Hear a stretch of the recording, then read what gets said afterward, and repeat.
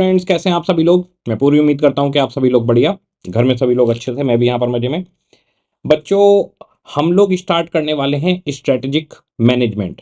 तो strategic management के अंदर आज हम लोग पहले स्टार्टिंग में बात करेंगे कि आखिर ये पेपर क्या है, क्यों आया, कैसे बना, इसका कुछ बेसिक समझेंगे। हम लोग क्लास में पढ़ाई किस तरीके से करेंगे वो सारा का सारा हमारा डिस्कशन होगा। तो आज की क्लास में आपको अभी कुछ लिखना नहीं होगा, बस आराम से चीज़ों को समझना है। बहुत बेसिक बेसिक सी चीज़ें हैं। सबसे पहली चीज कि भाई हमारे पास पेपर क्या है। तो पेपर आपके पास में ग्रुप टू के अंदर जो आपका थर्ड पेपर है, दोनों ग्रुप में तीन तीन पेपर है आपके पास। जो थर्ड पेपर है वो है आपके पास एफएम एंड एसएम। एफएम आपके पास 50 मार्क्स का हो गया। वो पूरी तरीके से न्यूमेरिकल है, रेयरली थ्योरी उसमें आती है। 15 मार्क्स के एमसीक्यू बनेंगे, वो भी न्यूमेरिकल ओरिएंटेड बनेंगे, और 35 मार्क्स के कॉर न्यूमेरिकल। एसएम आपके पास में 50 मार्क्स का पेपर है। ये 50 मार्क्स का पेपर थ्योरी है, लेकिन पूरा का पूरा आपके पास में प्रैक्टिकल से लिंक होगा। यानी कि इसमें न्यूमेरिक फिगर्स तो नहीं होंगी, लेकिन बातें सारी की सारी प्रैक्टिकली चलेंगी। तो ये 50 मार्क्स का पेपर है, दिखने में थ्योरी लगेगा, है पूरा का पूरा प्रैक्टिकल। ये पेपर पूरे सीए इंटर का सबसे इजी पेपर है, इजीएस्ट पेपर। समझने में बहुत आसान, एग्जाम में स्कोर करने में बहुत आसान। 50 मार्क्स आपको अगर आप लेके चलते हैं तो 40-45 बहुत इजीली सिर्फ इसी पोर्शन से आप स्कोर कर सकते हैं। ये पेपर क्या है, कैसे हमारे पास आया, उस बारे में हम लोग डिस्कशन करेंगे। देखिए हुआ क्या, बेसिकली अगर आप देखें, हमारी जब कोई कंपनी स्टार्ट होती है, कोई भी किसी भी कंपनी को आप स्टार्ट करते हैं, तो स्टार्ट करने में सबसे पहले किसके साइन चाहिए? एक सीए के साइन चाहिए। इसके बाद में जब कंपनी चलती रहती है तो हर साल ऑडिट होते हैं, स्टैट ऑडिट होता है, टैक्स ऑडिट होता है। वहां सब जगह पे किसके साइन चाहिए? एक सीए के साइन चाहिए। किसकी एडवाइस चाहिए? एक सीए की एडवाइस चाहिए। एक एक्सपर्टीज जो मिलेगा वो एक चार्टर्ड अकाउंटेंट के साथ ही आपको बिजनेस चलाने में मिलेगा। इसके बाद में हम बात करते हैं कि भगवान ना करे कि कोई कंपनी अगर लिक्विडेट भी हो रही है, कल को बंद भी हो रही है, तो लिक्विडेशन भी सीए के साइन के साथ ही होगा। यानी कि अगर मैं बात करता हूं एक कंपनी की, एक बिजनेस की जो कॉरपोरेट कल्चर के हिसाब से चल रहा है, तो कंपनी की स्टार्टिंग सीए के साइन के बिना नहीं होती। कंपनी का रनिंग पीरियड, रनिंग लाइफ, वो भी सीए के साइन के बिना नहीं है। और कंपनी बंद होती है, लिक्विडेशन होता है उसका, तो भी सीए के साइन के साथ होगी। तो इसका मतलब सीए का तो बहुत मेजर रोल है। बिजनेस स्टार्ट होने पर सीए के साइन चाहिए, रनिंग में सीए के साइन चाहिए। इवन कंपनी लोग के अंदर जो एमसीए के अंदर फॉर्म्स जाते हैं वहां पर भी सीए के मल्टीपल जगह पे साइन चाहिए। जबकि सीए को कंपनी लोग का एक्सपर्ट नहीं माना जाता, उसके लिए कंपनी सेक्रेटरी है, लेकिन तब भी बहुत सारे मल्टीपल फॉर्म्स में सीए के साइन चाहिए जहां जहां एक्सपर्टीज की जरूरत होती है। तो यहां पर हमारे पास स्टैट ऑडिट हो, टैक्स ऑडिट हो, कोई भी चीज आपकी कंपनी की चल रही है, वो सारे के सारे साइन सीए के जाएंगे। टैक्सेशन के अंदर कंसल्टेंसी, हम किस तरह से टैक्स प्लानिंग करें, हम किस तरीके से जीएसटी में कुछ प्लानिंग कर सकते हैं। एवेजन की बात नहीं हो रही, टैक्स प्लानिंग की बात हो रही है। तो हमें अपनी कंपनी के अकाउंट कैसे प्रिपेयर करने चाहिए, हमें फाइनेंस कहाँ से अरेंज करना चाहिए, कहाँ पर लगाना चाहिए, क्या हमें किसी बिजनेस का एक्विजिशन करने में फायदा है या नुकसान है, वो कैपिटल बस्टिंग आपको बताता है। तो इन सब चीज़ों का एक्सपर्ट तो एक सीए है। इसके बाद में कंपनी लिक्विडेट होती है, वहां पर भी सीए ही है। तो भाई इसका मतलब कंपनी स्टार्ट होने से एंड होने तक सीए का रोल हमेशा बना रहता है। ठीक है जी। तो सीए का सब जगह पे रोल है। अब हमारे पास क्या हुआ, हम लोगों ने देखा कि आखिर बिजनेस मॉडल किस तरह से चल रहा है। ये देखिए, कंपनी की अगर मैं आईआरकी की बात करूं, तो कंपनी के टॉप लेवल पर कौन लोग बैठे हुए हैं? बोर्ड ऑफ डायरेक्टर्स बैठे हुए हैं, कंपनी के सीईओ हैं, और कुछ सीनियर एग्जीक्यूटिव बैठे हुए हैं जो हाईली एक्सपर्ट हैं। उसके नीचे कंपनी में फिर आते हैं फंक्शंस। तो अगर मैं फंक्शंस की बात करूं आईआरकी के अंदर, तो भाई एक डिपार्टमेंट है जिसका नाम है भाई मार्केटिंग। चलो जी, ये मार्केटिंग का हेड देखेगा। इसके बाद में दूसरा जी आ गया आपके पास में, मार्केटिंग के बाद में रिसर्च एंड डेवलपमेंट। चलो जी, एक आ गया प्रोडक्शन। ओके, इसी तरीके से एक आता है फाइनेंस। इस फाइनेंस के अंदर अकाउंटिंग जो देखनी है, जो टैक्सेशन देखना है, ऑडिट्स वगैरह इंटरनल वो सब इस फाइनेंस के अंदर रहेंगे। इस फाइनेंस को देखने वाले हेड को बोला जाता है CFO, चीफ फाइनेंशियल ऑफिसर। अब यहां पर जो ये अकाउंट, टैक्सेशन और ऑडिटिंग देखते हैं, एक हम बड़े ऑर्गेनाइजेशन की बात कर रहे हैं जहां पर हजारों करोड़ का टर्नओवर घूम रहा है, तो यहां पर एक अकाउंट को देखने वाला ऑफिसर होगा, वो भी सीए होगा, टैक्सेशन को देखने के लिए सीए होगा, ऑडिटिंग के लिए सीए होगा, फिर इनके यहां पर ये भी सब सीए बैठे होते हैं यहां पर, और इसके बाद में इनके नीचे मल्टीपल स्टाफ होते हैं। वो अकाउंट से रिलेटेड, फाइनेंस से, टैक्स से रिलेटेड, वो सीए भी हो सकते हैं, अदर देन सीए भी। एक कंपनी में 50 से 100 सीए के आसपास बड़ी कंपनी में आराम से खपे होते हैं। तो क्या चीज देखने में आई कि भाई कंपनी की जो शुरुआत हो रही है, वो कंपनी की शुरुआत में सीए के साइन है, रनिंग लाइफ में सीए की हर जगह कंसल्टेंसी है, लिक्विडेशन में सीए की हर जगह कंसल्टेंसी है। लेकिन 2000 जब स्टार्ट हुआ था, तो 2000 के स्टार्टिंग में जो एमबीए है, एमबीए का बहुत बूम आया, और बहुत बूम आने के बाद में ये देखा गया कि जैसे आईआईएम अहमदाबाद से आप निकल रहे हो, किसी अच्छे बिजनेस स्कूल से निकल रहे हो, किसी अच्छे कॉमर्स स्कूल से भी आप बिजनेस स्कूल से निकल कर आते हो, तो वहां पर क्या हो रहा है, वहां पर प्रेफरेंस मिल रहा है कंपनी की प्लानिंग करने के लिए, कंपनी की स्ट्रेटजीज बनाने के लिए, कंपनी को मार्केट में किस तरह से उतरना चाहिए, किस तरीके से प्ले करना चाहिए, किस तरीके से हम कंपटीशन के अंदर अच्छे से सर्वाइव कर सकते हैं और ग्रो कर सकते हैं। इन सब चीजों के लिए सीए को इन्वॉल्व नहीं किया जाता था। रीजन क्या? भाई आप तो अकाउंट के एक्सपर्ट हो, आप अकाउंटिंग देखिए, आप तो टैक्सेशन के एक्सपर्ट हो, आप टैक्सेशन देखिए, जो कंपनी का इंटरनल ऑडिट है आप वो सब चीजें देखिए, फाइनेंस का अरेंजमेंट करिए, ये सब काम आप करिए। लेकिन कंपनी को बिजनेस कैसे चलाना है, कंपनी का पूरा बिजनेस स्ट्रक्चर क्या है, आप उसमें कंप्लाइंस वाले हिस्सों को जानते हैं, आप अकाउंटिंग जानते हैं, फाइनेंस जानते हैं, पैसा मंगवाने लगवाने जानते हैं, कई सारी कैलकुलेशंस आपसे करवाई जाती हैं, वो सब आप जानते हैं। लेकिन इन सब चीजों के लिए आप छोड़िए, आप एमबीए वगैरह को ये सब काम करने दीजिए, वो इस चीज के एक्सपर्ट हैं। यहां पर आईसीआई को फील हुआ कि एक कमी आ रही है। कमी क्या आ रही थी मैं बताता हूं आपको।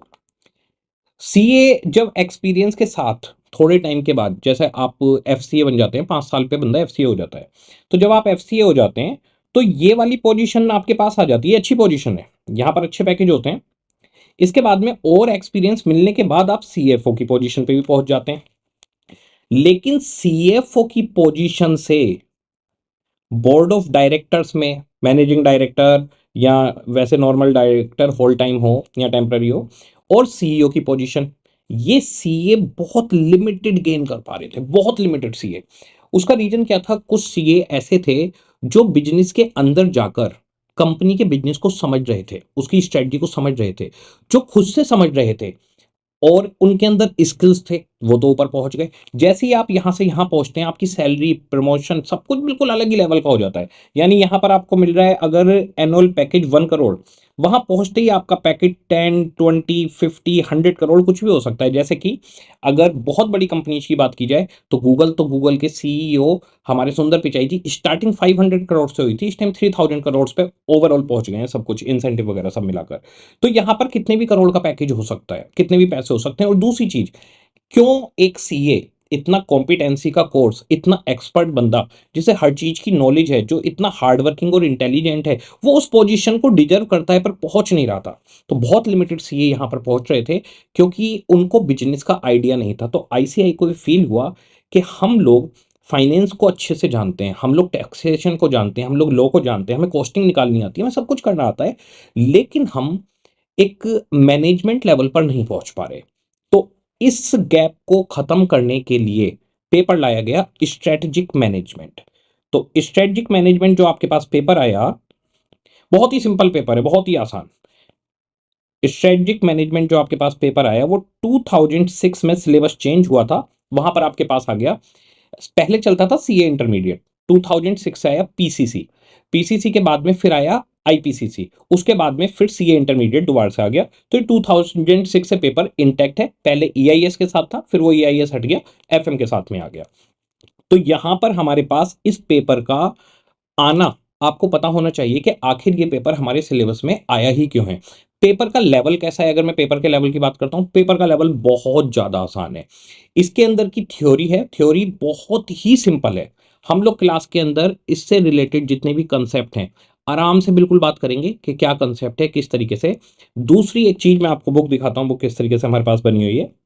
मैंने जो बुक को बनाया है ये स्टडी मटेरियल से सारा जितना कंटेंट है मैंने उठा लिया है, और स्टडी मटेरियल से कंटेंट उठाने के बाद टॉपिक वाइज इसको सेपरेट कर दिया है। इसके बाद में इसमें जो भी ऐसी टर्म्स हैं जिन टर्म्स को पढ़ के हम लास्ट में रिवीजन कर सकें, और जो टर्म्स वर्थ रखती हैं, जिन शब्दों का हमें उपयोग करना चाहिए, वो यहाँ पर मेरे पास मैंने हाईलाइट कर दिए सारे। तो पूरी बुक आपको ऐसे ही मिलेगी। हर कंसेप्ट के बाद जैसे एक टॉपिक हमारा खत्म होगा तो मैंने टॉपिक वाइज बांटा है। तो जैसे हमारा जो फर्स्ट कंसेप्ट है उसमें 9 टॉपिक्स हैं, तो यहाँ पर टॉपिक वाइज बांटा कि भाई meaning and nature of strategic management आ गया, ठीक है जी, उसके बारे में बात। इसके बाद में यहाँ पर मैंने जगह दी है जिसमें अगर हमें कुछ लगता है अपने याद करने के लिए कि हाँ ये वाला पॉइंट था वो लिख लेते हैं, या शॉर्ट में इसकी डेफिनेशन के अंदर क्या क्या चीज़ थी वो लिख लेते हैं, वो मैं सिखाऊंगा आपको कैसे लिखना है, वो हम बुक के अंदर ही लिखेंगे। तो क्या सर हमें बुक के अलावा और कुछ नहीं बनाना, बताएंगे। फिर इसके बाद में जैसे कंसेप्ट ऑफ स्टडी ऐसे टॉपिक वाइज बांट दिया है, जहां पर जो भी हेड आपके आते जाएंगे वो बढ़ता जाएगा। तो इस तरीके से आपकी बुक चलेगी। जैसे ही आपके सारे टॉपिक्स खत्म हो जाएंगे कि भाई हाँ हमारा ये पूरा का पूरा चैप्टर कवर हो गया, उसके बाद में यहाँ पर आपको एमसीक्यू मिल जाएंगे। एमसीक्यू के बाद में सिनेरियो बेस्ड क्वेश्चन, मतलब केस स्टडी टाइप, ये सारे केस स्टडी मैं पढ़ के आपको साथ के साथ समझाऊंगा ए टू जेड। और उसके बाद में हमारे पास में आ जाता है डिस्क्रिप्टिव टाइप क्वेश्चन, ये क्वेश्चन भी मैं देखकर आपको समझा दूंगा। तो आपको एक नोटबुक बनानी होगी साथ के साथ। उसमें आप क्या करेंगे, जब पूरा चैप्टर हमारा चलेगा तो पूरा चैप्टर पढ़ते हुए आपको उसमें कुछ नोट नहीं करना। पूरा चैप्टर पढ़ने के बाद, पूरा खत्म होने के बाद मैं बताऊंगा, जैसे हमेशा बताता हूं, एक बार पूरा रिवीजन करके डिस्क्रिप्टिव टाइप क्वेश्चन और ये केस स्टडीज के आंसर हमें लिखने हैं, जिससे हमारी प्रॉपर राइटिंग प्रैक्टिस होती रहेगी। दूसरी चीज, जैसे मान लीजिए मैंने आपको कोई भी कंसेप्ट समझाया, आज जैसे मैं डिस्कस करने वाला हूँ इसके अंदर स्ट्रेटजिक लेवल इन ऑर्गेनाइजेशन, आज मैं डिस्कस करूंगा। तो जैसे कोई भी चैप्टर आपको पढ़ाया जा रहा है, कोई भी टॉपिक आपको पढ़ाया जा रहा है, तो ऐसा नहीं है कि मैं कंसेप्ट बताकर और आपको बोल दूं कि आप घर से पढ़ लो। होता क्या है, जब हम घर से रीड करते हैं, मैं आपके साथ में पढ़ के आपको समझाता चलूंगा, पहले टॉपिक अलग से समझाऊंगा मैं, उसके बाद में फिर हम इसको रीड करेंगे पूरा समझने के बाद। तो अगर मैं आपको ये दे दूंगा कि भैया आप घर से पढ़ लो, रीड कर लो, तो वहां पर क्या होता है, कई सारी लाइंस की ना इंटरप्रिटेशन स्टूडेंट गलत पढ़ लेता है। दूसरा, अगर मैंने आपके साथ यहाँ पर एक बार आपको पढ़वा दिया, पूरा क्लियर कर दिया एक एक चीज, तो आप जब घर पे रिवीजन करेंगे ना, तो आपके अंदर में कॉन्फिडेंस बिल्ट हो जाता है कि अरे अभी तो सर ने पढ़ाया था, पूरा ही तो पढ़ के आए हैं, एक बार रिवाइज ही तो करना है। तो ये बहुत आसान हो जाता है। और हमारी क्लासेज का एक ही सीधा सा रूल रहता है कि हमारे बनाना है पेपर को आसान। ये पेपर खुद ही आसान है। अब बताइए, आसान को आसान बना दे तो हो जाएगा बहुत आसान। हाँ जी।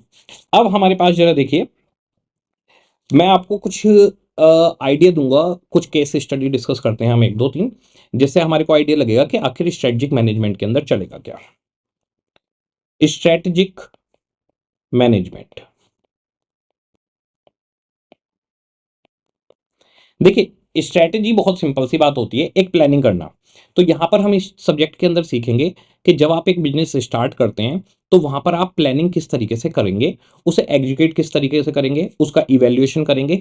इसी तरीके से हमारे पास इन्होंने 5 चैप्टर बनाए हैं। सबसे पहला जो इन्होंने चैप्टर बनाया है वो बनाया है इंट्रोडक्शन टू स्ट्रेटेजिक मैनेजमेंट। तो सबसे पहले स्ट्रेटेजिक मैनेजमेंट के बारे में यहाँ पे बेसिक चीजें चलेंगी, हम आज वही बेसिक चीजों को डिस्कस करने वाले हैं, ठीक है।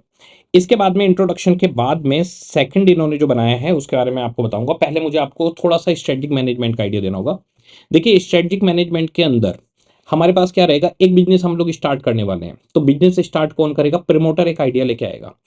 प्रमोटर जब एक आइडिया लेके आता है तो वो आइडिया बेसिकली एक सोच होती है, उसके दिमाग में कोई बात होती है कि वो कंपनी क्या सोच के स्टार्ट कर रहा है, या कोई भी बिजनेस सेटअप कैसे करके स्टार्ट कर रहा है। जैसे कि अगर मैं बात करूं, पहले हमारे पास में ग्रोफर्स था। ग्रोफर्स का एक आइडिया ये था कि घर बैठे हमारे पास सारा सामान आ जाए। फिर उसका नाम ब्लिंकिट हो गया, अब ब्लिंकिट के नाम से चल रहा है। तो आइडिया क्या लेकर आया, जिस बंदे ने, प्रमोटर ने स्टार्ट की, उसके पास एक आइडिया था कि मुझे घर घर सामान कंफर्ट के साथ पहुंचाना है लोगों को, किसी सामान के लिए। ग्रोफर्स पे अब ब्लिंकिट हो गया, तो ब्लिंकिट के ऊपर आपको सब्जी, दाल, चावल, हर चीज मिलती है, ग्रोसरी की सब कुछ मिलता है। अब अदर देन ग्रोसरी भी वो सामान बेचने लग गए हैं। तो उनका आइडिया था कि आप घर पे बैठो इजीली और आपके पास सामान पहुंच जाएगा, आपको दुकान दुकान नहीं भटकना। अब हम सुबह को जाते हैं एक दुकान पे, पूछते हैं कि भैया दूध है, तो वो कहता है वो वाला दूध तो खत्म हो गया, ये वाला ले जाओ। ये अक्सर रोज का केस होता है। तो आप दूध के लिए धक्के ना खाएं, आप ब्रेड के लिए धक्के ना खाएं, आप दाल चावल कुछ भी आपको चाहिए तो उसके लिए धक्के ना खाएं।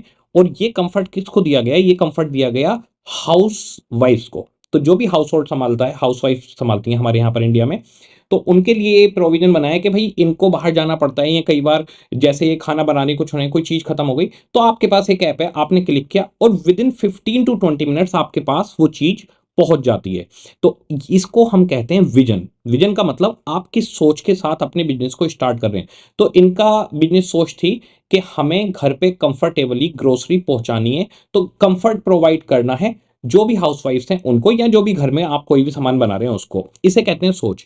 तो जो भी कोई प्रमोटर होता है वो एक विजन के साथ आता है। जनरली जो विजन लिया जाता है वो प्रॉब्लम सॉल्विंग होता है। मार्केट के अंदर हमारे पास क्या चलता है, हम ये देखते हैं कि आखिर मार्केट में क्या परेशानी चल रही है जिसको हम सोल्व कर सकते हैं। तो आप जिस परेशानी को सोल्व करने की सोच लेके चलते हो, वो सोच ही है विजन। क्या कोई भी कंपनी अपने विजन पर बहुत जल्दी अचीव कर जाएगी? विजन लॉन्ग लास्टिंग है। अब बताइए, अगर जब ग्रोफर्स बना था तो ग्रोफर्स का ये विजन था कि हर घर में कंफर्टेबली सामान पहुंचे, तो क्या आज की डेट में हर घर में जो भी वाइफ हैं वो ब्लिंकिट से, ग्रोफर्स से ऑर्डर कर रही हैं? आंसर इज नो, अभी तो हर घर में नहीं पहुंचा। तो विजन बड़ा है। विजन ये भी हो सकता है कि दुनिया के हर घर में। तो भाई अगर दुनिया के हर घर की बात की जाए तो दुनिया तो और भी बड़ी हो गई, वहां तक हम कैसे पहुंचेंगे? समय लगेगा। उस पर पहुंचना कैसे है? पहले एक विजन देखा, एक सोच रखी, ये प्रमोटर का आइडिया होता है। इसके बाद में उस पर काम किया जाता है, छोटे छोटे गोल्स ऑब्जेक्टिव सेट किए जाते हैं। गोल्स एंड ऑब्जेक्टिव एक ही बात है। तो छोटे छोटे से गोल सेट किए जाते हैं कि पहले हम क्या करते हैं, पहले हम दिल्ली को कवर करते हैं। दिल्ली के अंदर भी छोटा ऑब्जेक्टिव हो सकता है, पहले हम साउथ दिल्ली को कवर करते हैं। तो ऐप साउथ दिल्ली में लॉन्च हुई कि हमारी सर्विसेज साउथ दिल्ली में है। अब उसके ऊपर काम किया गया, काम किया गया। जो काम किया जाता है, जो आप आज की डेट में कर रहे हैं, उसे बोला जाता है मिशन। यानी हम मिशन पे निकल गए। कहते हैं ना कि भाई हम एक मिशन पे चल दिए हैं। तो क्या मिशन पे चल दिए? जो आज हम कर रहे हैं। तो मिशन एज प्रोसेसिंग जो आप आज की डेट में कर रहे हैं, बिजनेस जो आप आज की डेट में कर रहे हैं, विजन जो आपकी सोच है, विजन लॉन्ग लास्टिंग है, मिशन उस पर पहुंचने का रास्ता है, और गोल्स एंड ऑब्जेक्टिव है कि आप अब शॉर्ट टर्म में क्या पाना चाहते हैं। गोल्स एंड ऑब्जेक्टिव उतने बड़े नहीं होते। अब वो जैसे क्या सर हमारा 5 साल का कोई टारगेट या गोल हो सकता है? तो हाँ, 5 साल का आपका एक टारगेट हो सकता है, टारगेट ही गोल है। तो सर 5 साल तो लॉन्ग टर्म हुआ, कंपनी के लिए लॉन्ग टर्म नहीं है। क्योंकि विजन को कंप्लीट करने के लिए तो कंपनी को कई 100 साल भी लग सकते हैं, 100 साल, 150 साल भी लग सकते हैं एक विजन को अचीव करने में। तो विजन एक सोच रहेगी हमारे पास। उसके लिए फिर हम छोटे छोटे टारगेट सेट करेंगे, फिर उन टारगेट्स पर हम चलेंगे, उसे हम मिशन बोलेंगे। तो ये विजन, मिशन और आपके गोल्स एंड ऑब्जेक्टिव हमारे बीच बीच में आते रहेंगे। इनकी पूरी डेफिनेशन, पूरा सब कुछ हम कल की क्लास में करेंगे। एक आइडिया दे रहा हूं अभी, ठीक है? तो प्रमोटर ने कंपनी बनाई, एक सोच के साथ वो चला, वो सोच है विजन। उसके बाद में अब बिजनेस का सेटअप होगा कि भाई अब हमने अपना एक टारगेट सेट किया कि अब हमें क्या करना है। जैसे कि फोर्ड ने एक विजन रखा था कि हर घर में गाड़ी खड़ी होनी चाहिए, हर घर के गैराज में एक गाड़ी होनी चाहिए। ये फोर्ड का विजन था। तो फोर्ड ने विजन देखा कि हर घर में गाड़ी होनी चाहिए। अब उन्होंने फिर क्या करा, उन्होंने एक अफोर्डेबल हाई क्वालिटी गाड़ी बनानी शुरू की। फोर्ड की गाड़ी बहुत महंगी नहीं है, अफोर्डेबल थी, आराम से। और इस विजन को सबने अप्रिशिएट भी किया। अप्रिशिएट क्यों? जब फोर्ड ने बोला कि हर घर में गाड़ी खड़ी होनी चाहिए, तो कहीं ना कहीं जो लोग थे उसमें भी तो उनके सपने थे। हर आदमी भी तो चाहता है मेरे गैरेज में गाड़ी हो। तो कुछ विजन होते हैं जो लोगों से कनेक्ट कर पाते हैं। अगर आपका विजन लोगों से कनेक्ट कर पाएगा, अगर आप उनके सपनों को पूरा कर रहे हैं, आप उनको कनेक्ट कर रहे हैं, तो आपकी कंपनी बहुत जल्दी ग्रो होगी। तो जो भी आप विजन देखते हैं उसके पीछे देखना होता है कि क्या वो लोगों से कनेक्ट कर पा रही है, क्या लोग उसको उस तरह से वैल्यू दे रहे हैं, क्या वो भी उसे इंपॉर्टेंस दे रहे हैं। अगर आपका विजन ऐसा है जो लोगों से कनेक्ट कर पाता है, तो पूरी जनता आपके सपोर्ट में खड़ी हो जाती है। उससे क्या होगा, आपकी कंपनी के शेयर्स बिकेंगे, फंडिंग आएगी, प्रोडक्शन में कहीं दिक्कत है वहां पे भी लोग आपके सपोर्ट में खड़े हो जाएंगे, आपको लाइसेंस जल्दी मिलेंगे, आप काम जल्दी कर पाओगे, और आपकी गाड़ियां मार्केट में जल्दी आ जाएंगी। तो विजन को अगर कंप्लीट करना है और आप लोगों को कनेक्ट कर लें, तो इससे बड़ी कोई बात नहीं हो सकती। जैसे नमित अरोड़ा क्लासेज का जो एक विजन था, मेरा बड़ा सिंपल सा विजन रहा। जब मैंने क्लासेज शुरू की थी तो मेरी एक सोच थी, वो ये सोच थी कि बच्चे को ना, जो पेपर है वो पेपर रट्टे फिक्शन में ना आए, बल्कि वो प्रैक्टिकली उसको लाइफ में इंप्लीमेंट कर पाए। तो 2014 की बात है, हमारे एक स्टूडेंट सीए बन गया था। उसने स्टैंडर्ड कॉस्टिंग का रजिस्टर, कंसेप्ट का रजिस्टर और न्यूमेरिकल का रजिस्टर दो बनवाता हूं मैं हमेशा, तो उसने न्यूमेरिकल का रजिस्टर, वो कंसेप्ट का रजिस्टर सीए बनने के बाद भी रखा हुआ था, और उसको वहां पर स्टैंडर्ड कॉस्टिंग के ही डिपार्टमेंट में रखा गया। वो कह रहा था कि सर जो आपने कंसेप्ट तब समझाए थे, तब लिखवाए थे, वो मेरे सीए बनने के बाद भी काम आ रहे हैं। तो मुझे उस टाइम में फील हुआ कि हाँ, जो मैंने सोचा था मैं वो कर पा रहा हूं। तो नमित अरोड़ा क्लासेज का हमेशा एक टारगेट रहा कि बच्चे को पढ़ाना, पेपर को आसान बनाना। पेपर आसान ही होते हैं, पेपर कॉम्प्लिकेटेड नहीं होते, बस वे ऑफ टीचिंग आप डिफरेंट करिए, पेपर आसान बन जाएगा। तो मेरा विजन था कि भाई मेरे को हर बच्चे को कंसेप्ट इस तरीके से क्लियर करना है कि वो अपनी प्रैक्टिकल लाइफ में उसको इंप्लीमेंट कर पाए, रट्टाफिकेशन ना हो। तो वो चीज विजन मेरा था। अब मैंने उसको प्रोसेस करना चालू करा, मेहनत करी, नोट्स इस तरीके से बनाए, डिजाइनिंग की, चीज़ों को समझा। अब जैसे ये बुक भी मैंने एसएम की बनाई तो उसमें बहुत मेहनत की, एक एक शब्द को पढ़ के उसे हाईलाइट करना कि क्या इंपॉर्टेंट है। इवन जब हम रिवीजन करेंगे तो रिवीजन में मैं आपको दिखाऊंगा। उसके बाद में फिर बच्चों को पास करवाने के लिए और भी करने के लिए लास्ट में यूट्यूब पे आकर हर अटेम्प्ट में रिवीजन करवाना। तो ये सब एफर्ट किस लिए लगाए जा रहे हैं, जिससे बच्चा ज़्यादा से ज़्यादा नंबर ला पाए, प्लस उसकी प्रैक्टिकल नॉलेज सॉलिड हो, और वो कल को जब सीए बने तो उसे इंप्लीमेंट कर पाए। इवन आर्टिकलशिप में भी जितने बच्चे जाते हैं वो ये कहते हैं सर आपने एफएम में जो पढ़ाया ना हम सामने से देख पा रहे हैं, हमें दिखता है कि कंपनियां कैसे आ रही हैं, कैसे जा रही हैं, कैसे अरेंजमेंट हो रहा है, वो सब चीज़ों को हम समझ पा रहे हैं। तो इस तरीके से विजन रहता है। फिर हम एक गोल टारगेट लेते हैं। पहले मेरा गोल क्या था कि दिल्ली में फेस टू फेस में सारे बच्चों को ये चीज़ मिलनी चाहिए। फिर मुझे लगा कि नहीं, ब्रॉड लेवल पे नहीं जा पा रहा है ये। फिर ऑनलाइन क्लासेस चालू की। ऑनलाइन क्लासेस चालू करने के बाद में मुझे लगा कि जो बच्चा खुद से रिवीजन करके 60 मार्क्स या 70 मार्क्स ला रहा है, कुछ बच्चे 90 प्लस ला रहे थे, लेकिन कुछ बच्चे 60-70 ला रहे थे, और मैं जानता था वो ज़्यादा ला सकते हैं। फिर मैंने ये चालू किया कि मेरे को यूट्यूब पे रिवीजन करवाना है, और उस रिवीजन से 60 वालों के 80 होने लग गए, वो डिफरेंसेस सामने दिखने लग गए। तो मुझे ये लगा कि हाँ, ये काम मैंने किया। तो आप एक स्ट्रेटेजी बनाते हो, आप सोचते हो कि आपने जो सोचा है वो आप कैसे पाओगे, फिर उसे पाने के लिए आपके पास बीच बीच में अलग अलग चीजें सामने आती रहती हैं। बिजनेस बहुत लंबा है, बहुत लंबी लाइफ है, चलता रहता है, चलता रहता है। बीच बीच में आपके सामने कुछ परेशानी आएंगी, उन परेशानियों को कैसे हैंडल करना है। आपके सामने और कुछ इश्यूज आ सकते हैं, उन्हें कैसे हैंडल करना है। लाइक कोविड आ गया, कोविड से पहले हम लोग की ऑनलाइन क्लास नहीं थी, अब भाई हम क्लास नहीं दे पा रहे, एक स्ट्रगलिंग पॉइंट आ गया। कोई बात नहीं, ऑनलाइन क्लास का ऑप्शन था, तो वो ऑप्शन हमने अडॉप्ट किया। उसके बाद में भाई के बच्चों को रिवीजन कैसे करवाएं, एक था कि सिटी सिटी जाके रिवीजन करवाएं, एक था कि वहीं बैठे यूट्यूब पर और ऑनलाइन रिवीजन करवाएं जिससे सबको मिले। तो मैंने पूरा डिसाइड किया कि नहीं, हम यूट्यूब पर ही बैठ के ऑनलाइन रिवीजन करवाएंगे जिससे हर बच्चे को मिले, notes free available, revision free available, और बच्चों को फायदा उसका मिला। तो आप जब बिजनेस करते हैं आपके सामने अलग अलग चीजें आती रहेंगी, अलग अलग ऑब्स्टेकल आएंगे, परेशानी आएंगी, कभी कभी अपॉर्चुनिटीज भी आएंगी, कभी कभी थ्रेट्स भी आएंगी। तो आपको देखना है कि आप किस तरह से उनको अपॉर्चुनिटी को भुनाते हो, थ्रेट्स को कैसे आप उसको सर्वाइव करते हो, उसमें उससे कैसे बचते हो। तो ये सारा काम स्ट्रेटेजिक मैनेजमेंट के अंदर चलता रहेगा। तो सबसे पहले तो एक प्रमोटर आ गया, उसने एक विजन रखा। फिर विजन के साथ में फोर्ड की बात हम कर रहे थे कि फोर्ड ने गाड़ियों का रखा, तो गाड़ियां उन्होंने बनानी चालू करी, बहुत सक्सेसफुल रहे, और फोर्ड की कार बहुत ही हाई क्वालिटी फेमस कार रही। फिर एक टाइम के बाद उनकी जो स्ट्रेटजी थी वो ऑब्सोलीट हो गई, तो वो उतना नहीं कर पाए। ऐसी एक केस आपको बताता हूँ, लंबोर्गिनी। क्या हुआ, लंबोर्गिनी पहले ट्रैक्टर बनाती थी। ये जितने भी केस मैं बता रहा हूँ बाद में इन सबको लिंक करूंगा कि ये बात यहाँ पर इस तरीके से चल रही थी। तो लंबोर्गिनी ट्रैक्टर बनाती थी, तो लंबोर्गिनी के जो मालिक थे उनका सरनेम भी लंबोर्गिनी था, और उनके पास फरारी थी। फरारी के भी जो मालिक हैं उनका सरनेम भी फरारी ही है। तो फरारी और लंबोर्गिनी दोनों मालिकों के सरनेम पर कंपनियों के नाम थे। तो लंबोर्गिनी ट्रैक्टर की इनकी कंपनी थी, और फरारी इनके पास थी। तो क्या हुआ, फरारी के क्लच में ना थोड़ी दिक्कत आती थी, और लंबोर्गिनी के क्लच बहुत अच्छे थे। तो लंबोर्गिनी साहब एक बार फरारी साहब से मिले मीटिंग में, और उनसे बोले कि सर आपके ना फरारी में क्लच में इशू है, और आप उसको ठीक करवाइए, उसके अंदर दिक्कत आती है। तो फरारी साहब ने इनको बोला कि भाई साहब आपका काम ट्रैक्टर बनाना है, आप ट्रैक्टर बनाइए, हम गाड़ियों के एक्सपर्ट हैं, हम ही गाड़ी बनाते हैं। अब ये बात लंबोर्गिनी साहब को चुभ गई कि भाई क्या बोल दिया। उसके बाद में लंबोर्गिनी साहब ने R&D की, और एक बहुत ही बेहतरीन गाड़ी बना दी जो फरारी के कंपटीशन में खड़ी कर दी, जिसका नाम लंबोर्गिनी है। तो आप लोग, कम ही लोग जानते हैं कि लंबोर्गिनी पहले ट्रैक्टर की कंपनी थी, आज भी ट्रैक्टर बनाती है, वो हाई क्वालिटी ट्रैक्टर होते हैं, पर फिर उन्होंने लंबोर्गिनी गाड़ी निकाल दी जो एक स्पोर्ट कार है। और आज उसके बाद में जब लंबोर्गिनी साहब ने ये बना दी, एक दिन ऐसा आया कि लंबोर्गिनी साहब ने फरारी कंपनी को ही बाय कर लिया।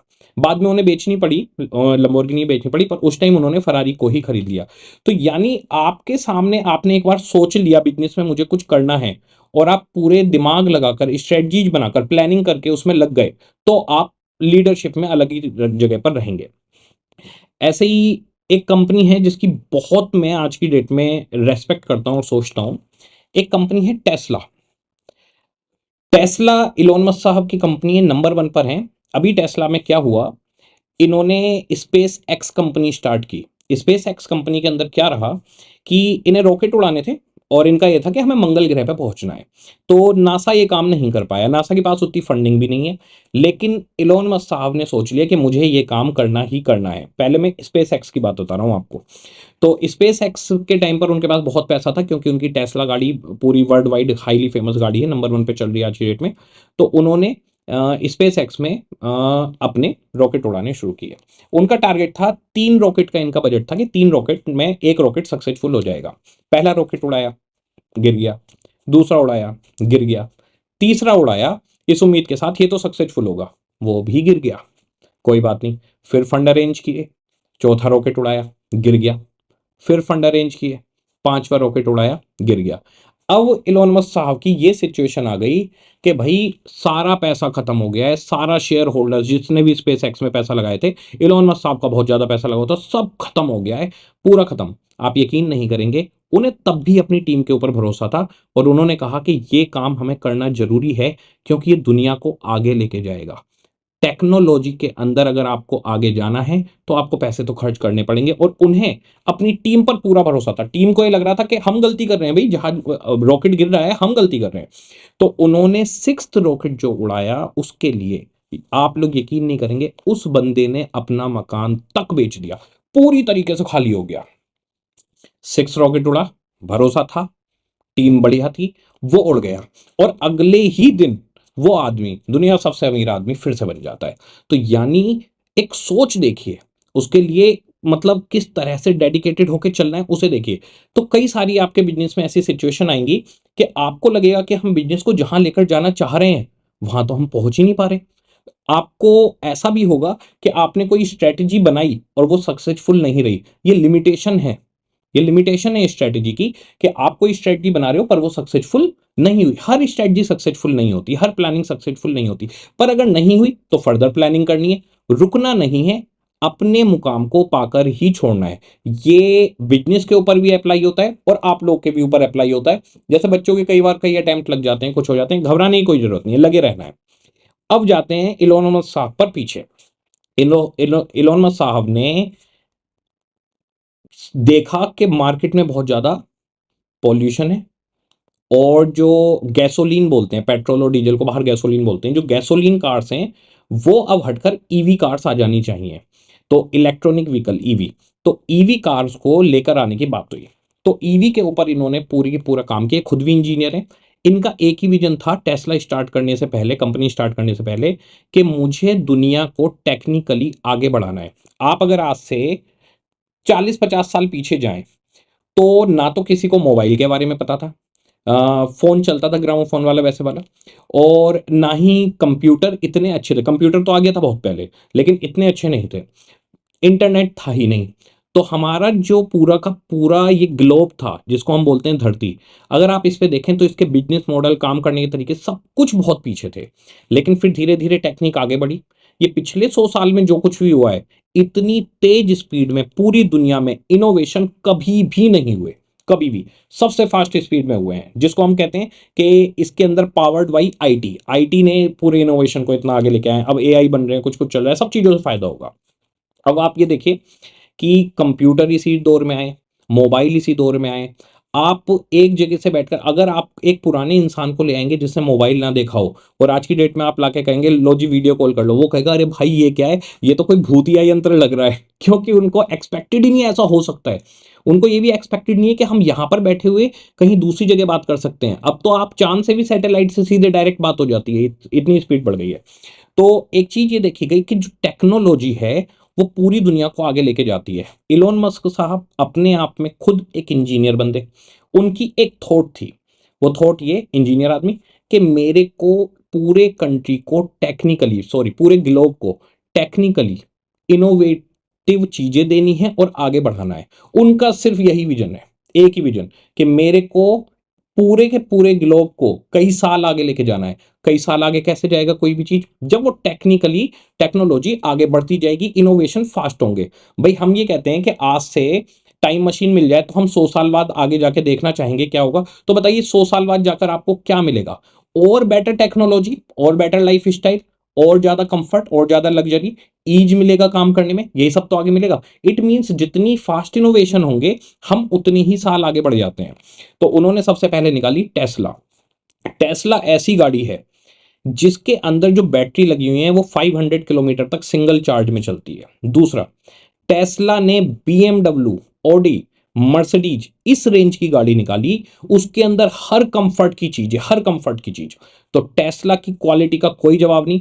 जो टेस्ला के अंदर एआई लगा हुआ है वो इतना एफिशिएंट है, इतना एफिशिएंट एआई पूरे दुनिया की किसी भी गाड़ी में नहीं लगा हुआ। तो टेस्ला के अंदर मल्टीपल चीजें ऐसी हैं और वो टेक्नोलॉजी से हासिल की हैं इन्होंने।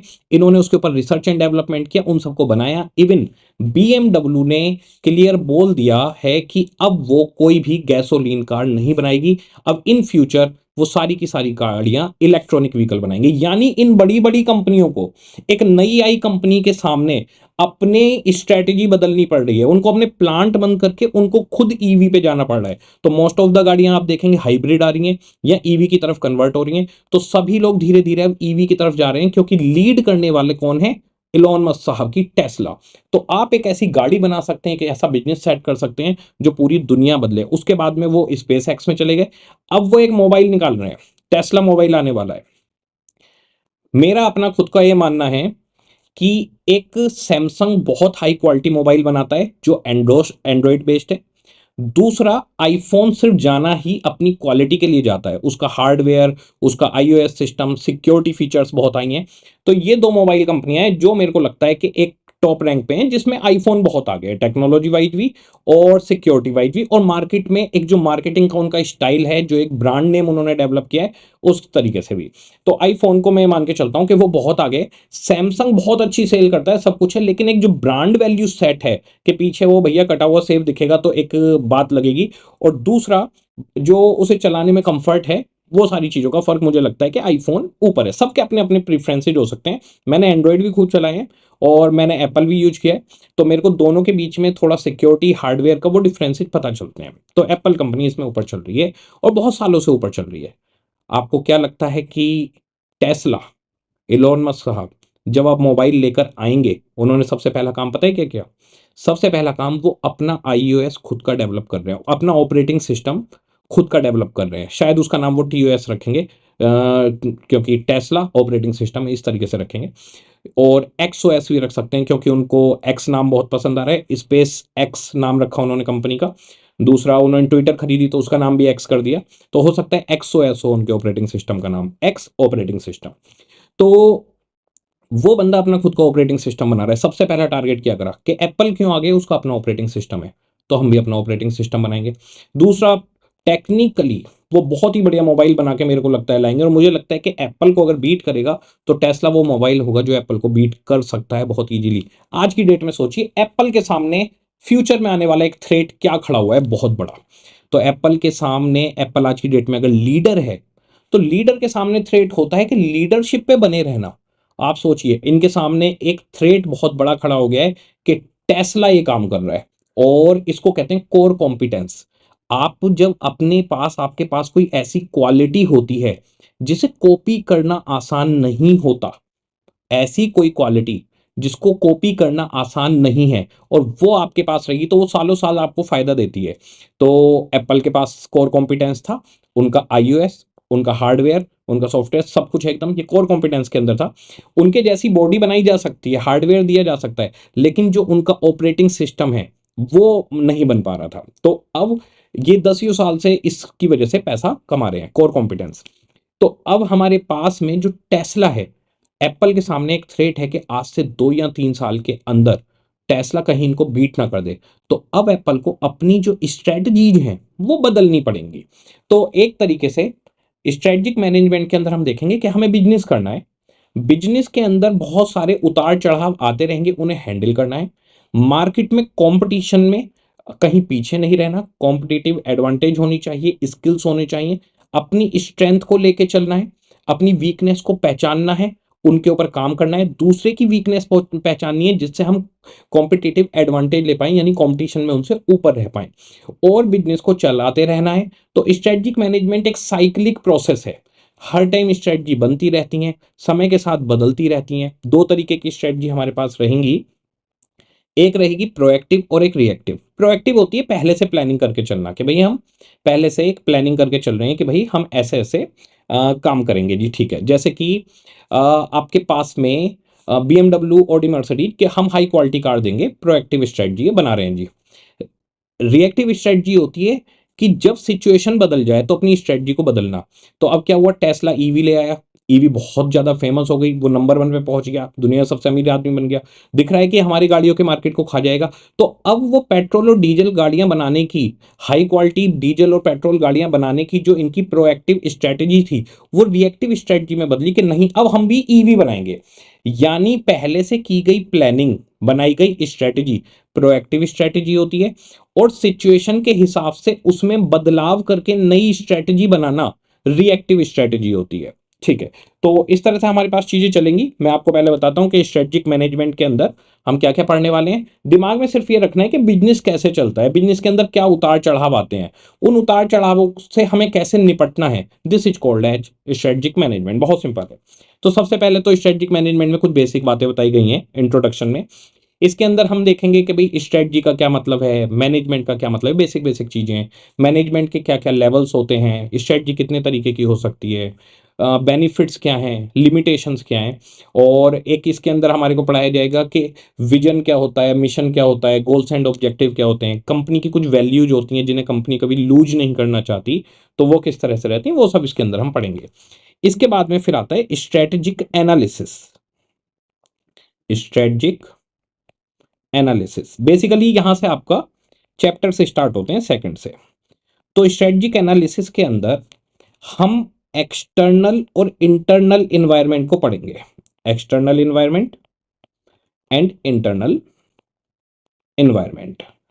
अब ये इन्वायरमेंट क्या होता है, देखिए जब आप बिजनेस करते हैं तो बिजनेस करते हुए जो भी बाहर की चीजें आपके बिजनेस पर इफेक्ट डालती हैं, that is called as environment. External environment की मैं बात करूं तो टैक्सेशन पॉलिसी और पॉलिटिकल क्या चल रहा है। जैसे अगर एक स्टेबल गवर्नमेंट होती है तो हम मानते हैं कि अच्छा पॉलिटिक्स है, अगर स्टेबल गवर्नमेंट नहीं होती तो वहां पर माना जाता है कि पॉलिटिक्स थोड़ा वीक है, उससे मतलब वो आपकी चीजों में उतना सपोर्ट नहीं कर पाएंगे। तो जैसे बीजेपी एक स्टेबल गवर्नमेंट चल रही है तो हमारे यहाँ के बिजनेस ग्रो हो रहे हैं। अगर स्टेबल गवर्नमेंट ना हो, साझे की सरकार हो, तो उससे फर्क पड़ेगा। दूसरा, ये गवर्नमेंट किस तरफ ध्यान दे रही है, तो अभी जैसे बीजेपी का अगर हम ध्यान दें तो बीजेपी इंफ्रास्ट्रक्चर के ऊपर पैसे लगाने में लगी हुई है, वो इंफ्रास्ट्रक्चर को सेट करने में, ग्लोबलाइजेशन को करने में। बाहर से पहले खिलौने आते थे चाइना से, उस पर इतनी हैवी ड्यूटी लगा दी कि वहां पर नहीं आए, और नोएडा के अंदर अभी एक टॉय पार्क बनाया है, वहां पर पूरा का पूरा जगह सिर्फ खिलौनों की जो मैन्युफैक्चरिंग यूनिट्स हैं वो लगेंगी। तो इसका मतलब पॉलिटिक्स किस चीज पर काम कर रहा है, एक एक आइटम को देख रहा है बाहर से क्या क्या आ रहा है, और उसकी डिपेंडेंसी को इंडिया रिड्यूस कर रहा है। तो यहां पर अपॉर्चुनिटी क्या बनती है कि आप जिस जिस चीज को गवर्नमेंट प्रमोट कर रही है, अगर आप भी उसी इंडस्ट्री में हैं, तो आपको 100% फायदा होगा, और अगर गवर्नमेंट किसी चीज को बैन कर रही है तो आपको नुकसान होगा। लाइक प्याज की शॉर्टेज हो गई थी तो प्याज का एक्सपोर्ट बैन कर दिया। अब सोचो जो लोग प्याज का एक्सपोर्ट ही करते थे उनके ऊपर तो डेंट लग गया, क्योंकि अब वो एक्सपोर्ट नहीं कर सकते, बैन हो गया। तो ये एक्सटर्नल इन्वायरमेंट के अंदर आएगा कि एक्सटर्नल इन्वायरमेंट में हमारे सामने क्या क्या चीजें आती रहेंगी जिन्हें हमें फेस करना है, अलग अलग सिचुएशन आएंगी, सबको फेस करना है। बड़ा सिंपल सा है, छोटा सा बिल्कुल कंसेप्ट है। कोई अपॉर्चुनिटी दिखे, भुना लो, कोई थ्रेड दिखे, उससे लड़ाई करो, कैसे लड़ना है, उसको मैनेज कैसे करना है। इंटरनल एनवायरनमेंट कंपनी के अंदर के एनवायरनमेंट की बात होगी। तो सबसे पहले हम एनालाइज करेंगे कि एक्सटर्नल एनवायरनमेंट क्या है, इंटरनल एनवायरनमेंट हमारी कंपनी का क्या है। उसके बाद में आती है स्ट्रेटेजिक चॉइस। अलग अलग स्ट्रेटेजी होती है।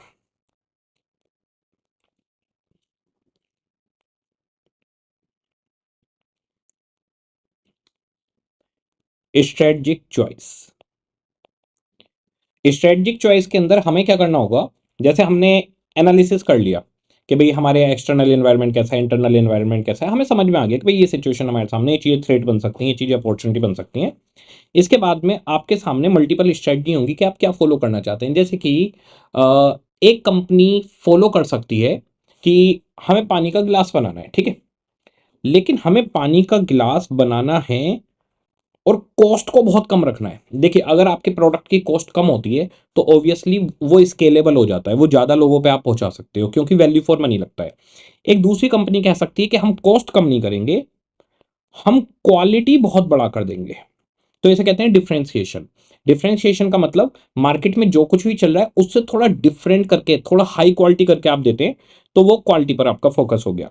तो आप कॉस्ट भी कम करने का चॉइस कर सकते हैं और क्वालिटी को भी लेके चल सकते हैं। अब अगर मैं बात करूं मोबाइल इंडस्ट्री की, तो मोबाइल इंडस्ट्री के अंदर आप बताइए, एप्पल डिफरेंशिएशन पे चल रहा है, वो हाई क्वालिटी देना चाहता है, उसे पैसे कम नहीं करने।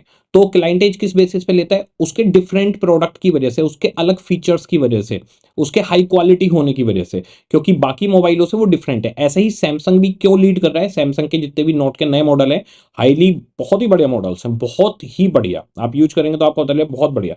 वो भी हाई चार्ज करते हैं, पैसे बहुत ज्यादा लेते हैं। अब यहां पर मैं बात करता हूं कि ये ओप्पो, वीवो, एमआई, ये सब एक ही, इनकी पेरेंट कंपनी एक ही है, अलग अलग नाम इन्होंने बना रखे हैं। तो ओप्पो, वीवो, ये सब किस चीज पर काम कर रहे हैं? ओप्पो, वीवो डिफरेंशिएशन पे काम नहीं करते। वो कहते हैं जी हम तो कॉस्ट कम देंगे। मार्केट में जब आदमी जेब में पैसे लेकर चलेगा कि मुझे 10-15 हज़ार में एक मोबाइल लेना है, तो उसके पास ऑप्शन हमारा मिलेगा और वो हमारा खरीदेगा। इनकी भी अच्छी सेल है। तो क्या ओप्पो, वीवो बेवकूफ हैं या फिर एप्पल और सैमसंग समझदार हैं? आंसर इट सब गुड है।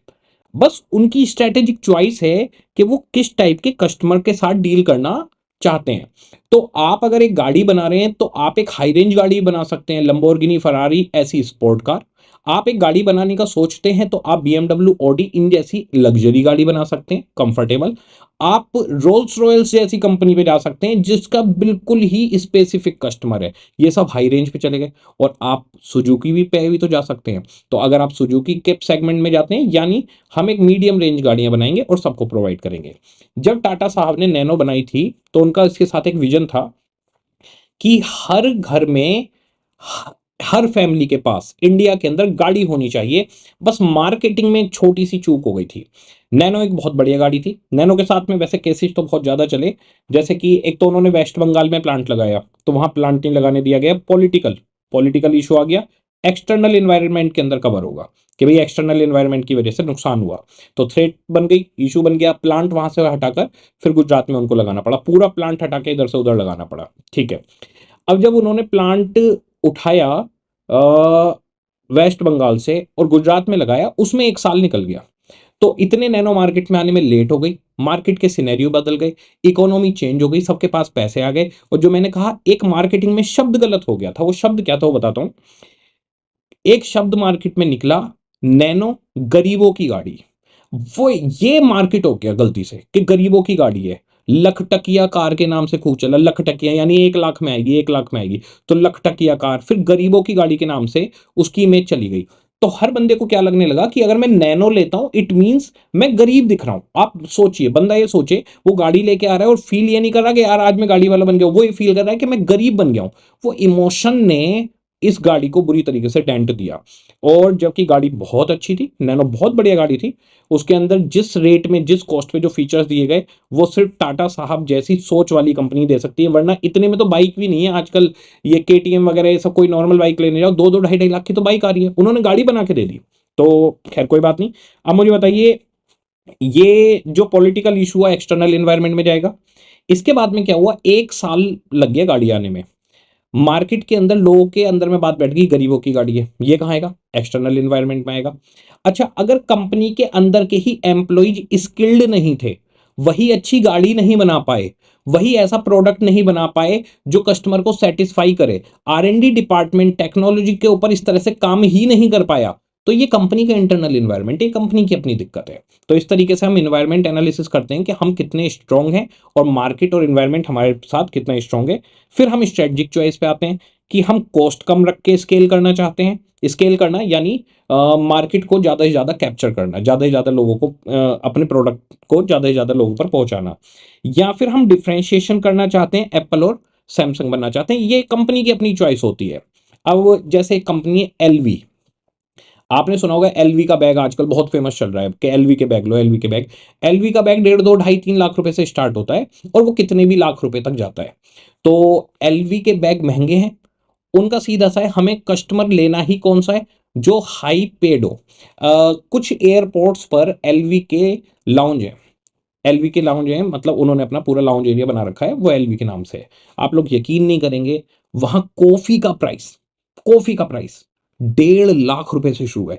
यानी वही कॉफी जो आप घर में बना लेते हैं 10 रुपए में, और सीसीडी वगैरह में या कहीं पर जाते हैं तो वहां पर आपको वही कॉफी 150, 200, 250, स्टारबक्स 250, 300 इतने तक मिल जाती। वहां 1.5 लाख रुपए से कॉफी शुरू है और 4-5 लाख रुपए तक है। यानी आप उस लाउंज में बैठ के कॉफी पीना चाहते हैं तो उन्हें वो क्लाइंट चाहिए जो वहां बैठना चाहता है।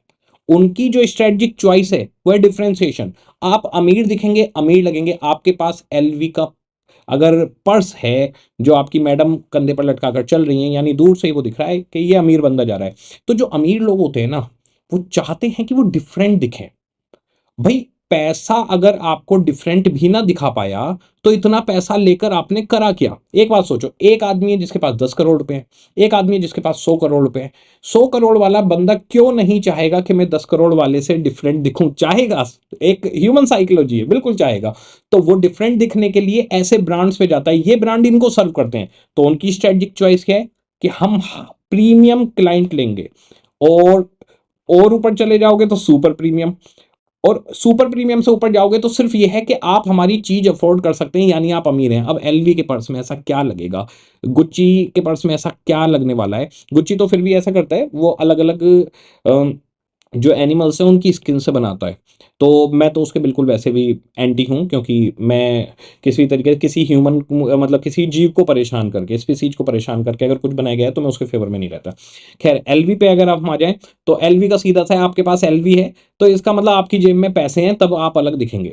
तो इस तरीके से ब्रांड अपने आप को एस्टेब्लिश कर देते हैं कि आपके दिमाग में आएगा एक दिन मुझे भी एलवी का पर्स लेना है, एक दिन मेरे हाथ में भी रोलेक्स होनी चाहिए, ये दिमाग ऐसा सेट कर देते हैं। तो उनका अपनी स्ट्रेटेजिक चॉइस है, वो हाई प्रीमियम क्लाइंट को ही कैटर करना चाहते हैं।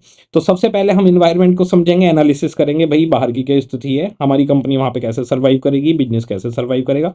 फिर हम अपनी स्ट्रेटेजिक चॉइस लेके आएंगे, और फिर फिफ्थ में आएगा इंप्लीमेंटेशन एंड इवैल्यूएशन। तो जो भी आपने स्ट्रेटजी बनाई है, तो पहले एनालिसिस किया, उसके बाद में चूज किया क्या भाई आपको कौन सी स्ट्रेटजी फॉलो करनी है। फिर उनको इंप्लीमेंट करना और इवेल्युएट करना। इवेल्युएशन के अंदर कंट्रोलिंग भी कवर होगी कि भाई स्ट्रेटजी कहीं पे कुछ गड़बड़ी हो रही है तो उसको कंट्रोल करके चलें। अगर मैं मार्क्स की बात करूं तो ये जो इंट्रोडक्शन ऑफ एसएम है, ये आप मान के चलिए 6 to 8 मार्क्स आपको देगा। बहुत ही सिंपल है, बिल्कुल बेसिक बात है, इसमें हम देखेंगे। इसके बाद में स्ट्रेटजिक एनालिसिस में एक्सटर्नल और इंटरनल इन्वायरमेंट में ये आपको 20 मार्क्स देके जाते हैं, दोनों दोनों कनेक्टेड चैप्टर है। इसके बाद में स्ट्रेटजिक चॉइस आपको 10 से 12 नंबर दे देती है, जबकि ये चैप्टर बहुत ज़्यादा छोटा है। और उसके बाद में आपके पास ये 10 to 12 मार्क्स, 12 भी नहीं बल्कि 15 तक ही आपको देकर जाएगा। तो इस तरीके से रेंज रहेगी कि 6 to 8 के आसपास फर्स्ट सीधा क्वेश्चन आता है, बिल्कुल सीधा स्ट्रेटजिक चॉइस है, बिल्कुल फ्लैट सीधा क्वेश्चन आता है। 10 to 12 मार्क्स ये आपको देके जाएगा, 20 मार्क्स दोनों स्ट्रेटजिक एनालिसिस के चैप्टर देके जाएंगे। ऐसा नहीं है कि सबसे 10-10 नंबर का आएगा, ऐसा नहीं है, सीधे उठकर कहीं से भी कोई भी बात आ सकती है। तो जनरल ट्रेंड इस तरीके से रहेगा। चैप्टर सारे ही बहुत आसान है, दूसरा और तीसरा बिल्कुल इंटरलिंक्ड है। फोर्थ चैप्टर बहुत ही ज्यादा इंटरेस्टिंग और आसान है, बहुत ज्यादा इंटरेस्टिंग और आसान भी है। उसमें अलग अलग स्ट्रेटजी देखेंगे, ऐसे कर सकते हैं, ऐसे कर सकते हैं, ऐसा ऐसा। और इंप्लीमेंटेशन एंड इवेल्युएशन पूरी उसकी प्रोसेस है, कैसे हम इंप्लीमेंट करेंगे, किन किन चीजों का ध्यान रखेंगे। उसके बाद में इवेल्युएट करेंगे कि जो टारगेट थे क्या वो अचीव हुए या नहीं हुए। ये पूरा एसएम इस तरीके से हमारे पास बना हुआ है। तो आज हम जो एसएम के अंदर मैं आपको कुछ लेवल्स बताऊंगा कि स्ट्रेटजी किस किस लेवल पे बनाई जाती हैं।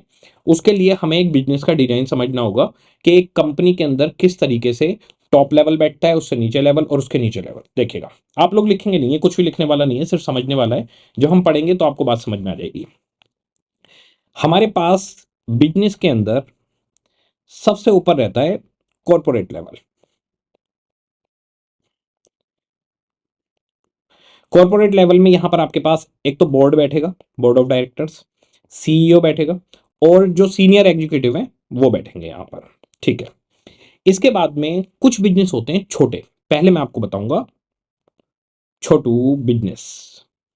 छोटू बिजनेस बड़ा सिंपल सा होता है। हम कोई एक काम कर रहे हैं, जैसे मान लो मेरे ये गिलास बनाने का काम है मेरा, बस इतना छोटा सा बिजनेस है, मैं बस ये गिलास बनाता हूँ जी कांच के, ठीक है। तो हमारी कंपनी है, कंपनी सेटअप कर रखा है। अब इसके नीचे बड़ा सिंपल सा रहेगा, हम डिवीजन बना देंगे कि भाई जैसे ये वाला गिलास है, सिंगल प्रोडक्ट है, सिंगल प्रोडक्ट छोटू बिजनेस, बिल्कुल छोटू बिजनेस। इसके अंदर प्रोडक्शन डिपार्टमेंट और आपके पास में R&D करने वाले, मार्केटिंग वाले, फाइनेंस वाले, इस तरीके से होंगे। इन्हें हम बोलते हैं फंक्शनल लेवल। फंक्शनल यानी काम जहां पर हो रहा है, ओके। तो यहां पर हुआ बिल्कुल छोटू बिजनेस, जिसके अंदर एक कॉर्पोरेट लेवल है, यानी हेड ऑफिस में जो बैठे हुए हैं सीईओ, डायरेक्टर वगैरह, और उनके नीचे सीधे production department, research and development, marketing, ये फंक्शनल लेवल है। यहां पर फंक्शनल मैनेजर बैठते हैं, इस तरह से बैठेगा। ये बिल्कुल छोटा बिजनेस है, ये एसएम के अंदर कवर नहीं किया गया, इसको इग्नोर मारा है, ठीक है। इसके बाद में आता है दूसरा बिजनेस, जिसके अंदर जैसे मान लीजिए हम कपड़े बनाते हैं और हमारा अच्छा बड़ा स्केल है कपड़े बनाने का। हम वुमेन्स वियर भी बनाते हैं, मैन वियर्स भी बनाते हैं और चाइल्ड वियर भी बनाते हैं। तो इसका मतलब हमारा काम बड़ा हो गया। यहां तो मैं सिर्फ यही वाले गिलास बना रहा था और कुछ काम ही नहीं कर रहा था। अब मैं 3 तरीके के कपड़े बनाता हूं। तो ऐसे बिजनेस के अंदर क्या होगा, ये board of directors, CEO, senior executive वगैरह, ये हो गया कॉर्पोरेट लेवल, ओके। इसके बाद में इसके नीचे डिवीजन बनेंगी, ये हमारा मीडियम बिजनेस। छोटू बिजनेस ऐसे में कवर नहीं है। मीडियम बिजनेस के अंदर यहां पे डिवीजन 1 बन गई, डिवीजन 1, डिवीजन 2, डिवीजन 3। तो जी डिवीजन 1 के अंदर मैन वियर्स बन रहे हैं, यहां पर वुमेन वियर्स बन रहे हैं और यहां पर चाइल्ड वियर्स बन रहे हैं। ये तीनों डिवीजन बन गई। अब डिवीजन 1 का काम है मैन के कपड़ों का सब कुछ देखना, इसे हम कहते हैं डिविजनल लेवल या फिर बिजनेस लेवल, ठीक है जी। तो मैन वियर्स का एक डिवीजन, वुमेन का एक और चाइल्ड का एक। यहां पर एक एक मैनेजर बैठा हुआ होगा जो इसका हेड होगा। तो एक मैनेजर होगा जो मैन वियर्स को पूरा देखता है, एक मैनेजर जो वुमेन वियर्स का पूरा हेड है और एक चाइल्ड वियर्स का पूरा हेड है। अब इनके नीचे मैन वियर का प्रोडक्शन डिपार्टमेंट, इसका डिजाइनिंग डिपार्टमेंट, कोई ये R&D करते हैं कपड़े वगैरह पे, वो सब डिपार्टमेंट, मार्केटिंग डिपार्टमेंट, सब बैठेंगे। तो इनके नीचे भी डिपार्टमेंट होंगे। यहां पर क्या था छोटू बिजनेस में, सीधे हेड ऑफिस के नीचे सीधे डिपार्टमेंट आ गए थे। तो इस छोटू बिजनेस को स्ट्रेटेजिक मैनेजमेंट में कवर नहीं किया गया, क्योंकि स्ट्रेटेजिक मैनेजमेंट का मैंने आपको पहले भी ऑब्जेक्टिव बनाया। एक बड़े बिजनेस में एक सीए ऊपर नहीं पहुंच पा रहा था, इसलिए सब्जेक्ट लाया गया था। तो हमें उन बड़े बिजनेस में ऊपर पहुंचना है, हमारा ऑब्जेक्टिव ही है। छोटे बिजनेस हमें उससे लेन देना नहीं, छोटा बिजनेस तो हम लोग वैसे ही पढ़ लेते हैं, समझ लेते हैं, कोई दिक्कत नहीं है, ठीक है। तो यहां पर सबसे ऊपर वाला लेवल आएगा कॉर्पोरेट लेवल। ये सबसे बड़े डिसीजन मेकर है, जो मेन स्ट्रेटेजी है वो यही बनाते हैं, ओके। और डिविजनल लेवल मैनेजर का जो काम है वो काम है ऊपर से जो भी स्ट्रेटजी के इंस्ट्रक्शन आए हैं वो करना। जैसे कि हमारे इस बार एक ऊपर से बोर्ड का एक डिसीजन आया है कि सेल हमारी कम हो रही है, सेल को बढ़ाओ।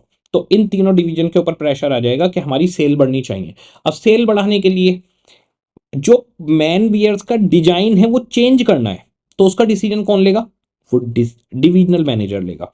ये होते हैं बिजनेस लेवल मैनेजर। आराम से सुनिए, बोर्ड से डिसीजन आया कि सेल बढ़नी चाहिए, ठीक है जी, उन्होंने अपना बता दिया कि भाई सेल बढ़ाओ, तीनों डिवीजन के पास पहुंच गया। अब जो डिवीजन 1 है उसने सेल बढ़ाने के लिए क्या करना है ये डिवीजन 1 का मैनेजर जाने, इससे ऊपर के लेवल का कोई काम नहीं, उन्हें तो आप सेल बढ़ा के दे दो। तो बिजनेस लेवल मैनेजर अपनी डिवीजन के लिए रेस्पॉन्सिबल होते हैं, पूरा डिवीजन उनके हाथ में होता है। वहां पर किस तरह से काम होना है, क्या होना है, वो सब कुछ ये देखेंगे, स्ट्रेटेजी ये बनाएंगे। तो जैसे इन्होंने ये स्ट्रेटेजी बनाई कि जो डिजाइन है उस डिजाइन में चेंजेस कर दिए जाएं तो हमारी सेल बढ़ सकती है, ठीक है जी। तो डिजाइन चेंज करवा देते हैं। इनको लगा कि हम सेल बढ़ाने के लिए मार्केटिंग पे थोड़ा खर्चा करें, तो फिर मार्केटिंग का तो खर्चा एक नॉर्मल चीज है, वो कर सकते हैं आप। ऐसे ही डिवीजन 2 ने कोई डिसीजन लिया, डिवीजन 3 ने कोई डिसीजन लिया। अब क्या होगा, अब पूरा साल खत्म होने के बाद इवैल्यूएशन की जाएगी कि क्या आप लोगों की स्ट्रेटजी काम में आ पाई, क्या आप लोग सेल बढ़ा पाए। और अगर आप सेल नहीं बढ़ा पाए, जैसे डिवीजन 1 ने बढ़ा दी, तो इसका मैनेजर प्रमोट होगा, उसको इंसेंटिव्स मिलेंगे। डिवीजन 2 सेल नहीं बढ़ा पाया तो उसकी डांट पड़ेगी, हो सकता है कि उसके मैनेजर को हटा भी दिया जाए कि आप नहीं कर पा रहे हो काम। डिवीजन 3 भी अचीव कर गया टारगेट, तो वो भी अपना चलता रहेगा। इसके नीचे ये जो प्रोडक्शन डिपार्टमेंट्स हैं, प्रोडक्शन, डिजाइन, R&D, इसको कहते हैं functional level. It is called as functional level. इनका काम है फंक्शनिंग का। तो जो फंक्शनल लेवल पे है, तो जैसे प्रोडक्शन डिपार्टमेंट है, तो इस प्रोडक्शन डिपार्टमेंट का भी तो एक मैनेजर होगा। ये जो डिजाइन डिपार्टमेंट है, इसका भी मैनेजर होगा। अब डिजाइन डिपार्टमेंट के ऊपर ही डिवीजन 1 में प्रेशर आया था कि आप डिजाइन पे थोड़ा काम करो, जिससे मार्केट में हमारे कपड़े थोड़े ट्रेंडी लगें और उनकी सेल हो। तो फंक्शनल मैनेजर किस तरह से डिजाइन बदलता है, किस तरह से काम करता है, ये पूरा इसका होल सोल ये रहेगा। तो हमारे पास क्या रहेगा, कॉर्पोरेट लेवल जो सबसे ऊपर डिसीजन मेकिंग करेगा। इसके बाद में बिजनेस लेवल, ये मैं मीडियम बिजनेस की बात कर रहा हूँ, अभी बड़े बिजनेस पे भी जाऊंगा। फिर हमारा बिजनेस लेवल रहेगा, जो अलग अलग डिवीजन के हेड होंगे, उनके नीचे फंक्शनल हेड होंगे, वहां का अंदर के काम की जिम्मेदारी उनकी होगी। तो कॉर्पोरेट लेवल बड़े बड़े डिसीजन लेता है। जैसे मान लो कॉर्पोरेट लेवल को लगता है कि ये डिवीजन 2 बंद कर देनी चाहिए, तो ये डिसीजन सिर्फ यही ले सकते हैं। क्या डिवीजन 2 का जो मैनेजर है वो खुद डिसीजन ले सकता है कि मेरे को ये डिवीजन बंद करनी है? नहीं ले सकता। वो कॉर्पोरेट लेवल लेगा कि इस डिवीजन को बंद कर दो। मान लो हमें लगता है कि एक डिवीजन और ऐड होनी चाहिए, डिवीजन 4, तो ये डिवीजन 4 जो ऐड करने का डिसीजन है कॉर्पोरेट लेवल लेगा। तो बिजनेस को एक्विजिशन करना, बिजनेस के मर्जर करना, नई प्रोडक्ट लाइन खोलना, नए बिजनेस खोलना, डाइवेस्टमेंट करना, ये सारा का सारा डिसीजन मेकिंग कॉर्पोरेट लेवल की, इनका ये काम है। और इसके अलावा ये एक टारगेट देते हैं कि भाई ऐसे करो, और उसको इंप्लीमेंट करने नीचे आ जाते हैं। अब आ जाते हैं divisional manager, business level manager इनको बोलते हैं। बिजनेस लेवल मैनेजर का काम होता है कि जो भी इंस्ट्रक्शन आए हैं, जो भी कंपनी का विजन है, और विजन को पाने के लिए जो भी टारगेट है, वो टारगेट आगे यहां पर बता दिए जाते हैं कि भाई अब ये करना है, हमें सेल बढ़ानी है जी इस बार, ठीक है जी, सेल बढ़ाने का टारगेट है। बिजनेस लेवल मैनेजमेंट क्या करता है, जो भी ऊपर से स्ट्रेटेजी आती हैं उनको कॉन्क्रीट वे में अपनी डिवीजन पर अप्लाई करना शुरू कर देता है। तो ऊपर की जो कॉर्पोरेट लेवल की स्ट्रेटेजी होती है वो सारे बिजनेस के लिए आती है कि भाई इस बार सेल बढ़ाओ। अब जैसे कोविड आया, तो कोविड में टाटा ग्रुप ने कहा कि जनता की मदद करनी है, कैसे भी प्रॉफिट को भूल जाओ। तो जितने भी टाटा ग्रुप के अंदर बिजनेस थे, सब सिर्फ इस बात पे थे कैसे लोगों की हेल्प की जा सकती है। तो टॉप लेवल बताते हैं क्या करना है, फिर नीचे वाले सब लग जाते हैं। अब ये जो डिवीजनल लेवल है, ये अपने डिवीजन में देखता है कि मैं मैन डिवीजन में क्या कर सकता हूं। उसकी जिम्मेदारी सिर्फ मैन डिवीजन तक की है। डिवीजन 2 की जिम्मेदारी वुमेन बियर्स की है, और डिवीजन 3 की चाइल्ड बियर्स की है। अब ये अपने फंक्शनल मैनेजमेंट को बता देते हैं कि आप काम पर लग जाइए, और एक्चुअल इंप्लीमेंटेशन ग्राउंड लेवल पर जो होती है वो फंक्शनल लेवल करता है।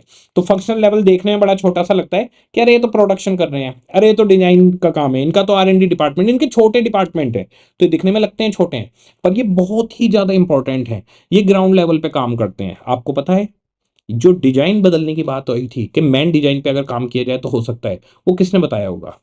वो ये फंक्शनल मैनेजमेंट ने ही बताया होगा कि आजकल मार्केट में डिजाइन नए चल रहे हैं, हमें अपने डिजाइन पे काम करना चाहिए। और ये कस्टमर के बहुत करीब होते हैं, ये मार्केट के बहुत करीब होते हैं। कस्टमर्स के फीडबैक इनके पास आते हैं। आप सोच के देखिए, अगर किसी कस्टमर ने एक रिव्यू डाला कि भाई मेरे को ये डिजाइन पसंद नहीं आया, या एक स्टोर में वो, जैसे मान लीजिए हमारी कंपनी का नाम है एल्को लिमिटेड, तो एल्को लिमिटेड के एक स्टोर में कस्टमर पहुंचा है, वहां पर वो बता रहा है कि डिजाइन आपके अच्छे नहीं है, दूसरी कंपनी के अच्छे हैं। तो एक कस्टमर्स का रिव्यू सबसे पहले फंक्शनल मैनेजमेंट के पास आता है। फिर फंक्शनल मैनेजमेंट बताता है कि सर ऐसे ऐसे रिव्यू आ रहे हैं। ये रिव्यू पहुंचते हैं डिविजनल के पास, डिविजनल से पहुंचते हैं कॉर्पोरेट लेवल पर।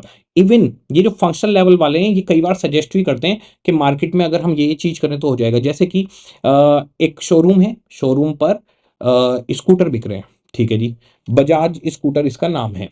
बजाज स्कूटर बिक रहा है, अब तभी पता चला कि एक कंपनी है जिसने निकाली होंडा एक्टिवा, और लोग आके कह रहे हैं यार आपके गियर्स में दिक्कत होती है, उनकी तो नॉन गियर वाली है और बड़े मजे से निकल रही है। इसके ऊपर भी हम बात करेंगे, ये भी बड़ी एक अच्छा केस है एक्टिवा और बजाज स्कूटर्स का।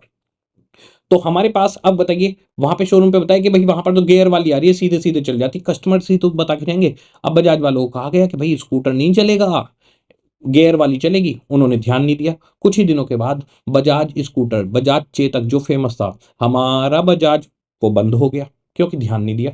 तो कस्टमर्स के रिव्यू जो आते हैं वो फंक्शनल लेवल पर आते हैं, ये स्ट्रेटेजी बना नहीं सकते।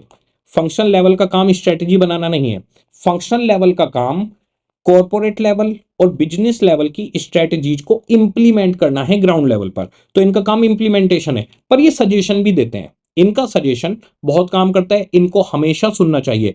तो टॉप लेवल और बिजनेस लेवल को हमेशा फंक्शनल लेवल की बात सुननी चाहिए। फंक्शनल लेवल का काम स्ट्रेटजी बनाना है, नहीं फंक्शनल लेवल का काम स्ट्रेटजी जो ऊपर से बन के आई है उनको इंप्लीमेंट करना है। फंक्शनल लेवल का मैनेजमेंट किस चीज के लिए जिम्मेदार है?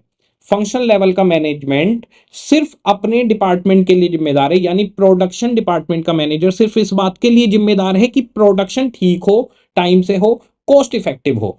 डिजाइनिंग डिपार्टमेंट का काम सिर्फ नए से नए बेहतर से बेहतर डिजाइन देना है। R&D डिपार्टमेंट का काम रिसर्च एंड डेवलपमेंट करना है। इसी के अंदर मैं मार्केटिंग, फाइनेंस ये सब भी ऐड कर दूं तो हर डिपार्टमेंट का काम सिर्फ अपने तक सीमित है, उससे ऊपर उसकी कोई जिम्मेदारी नहीं है।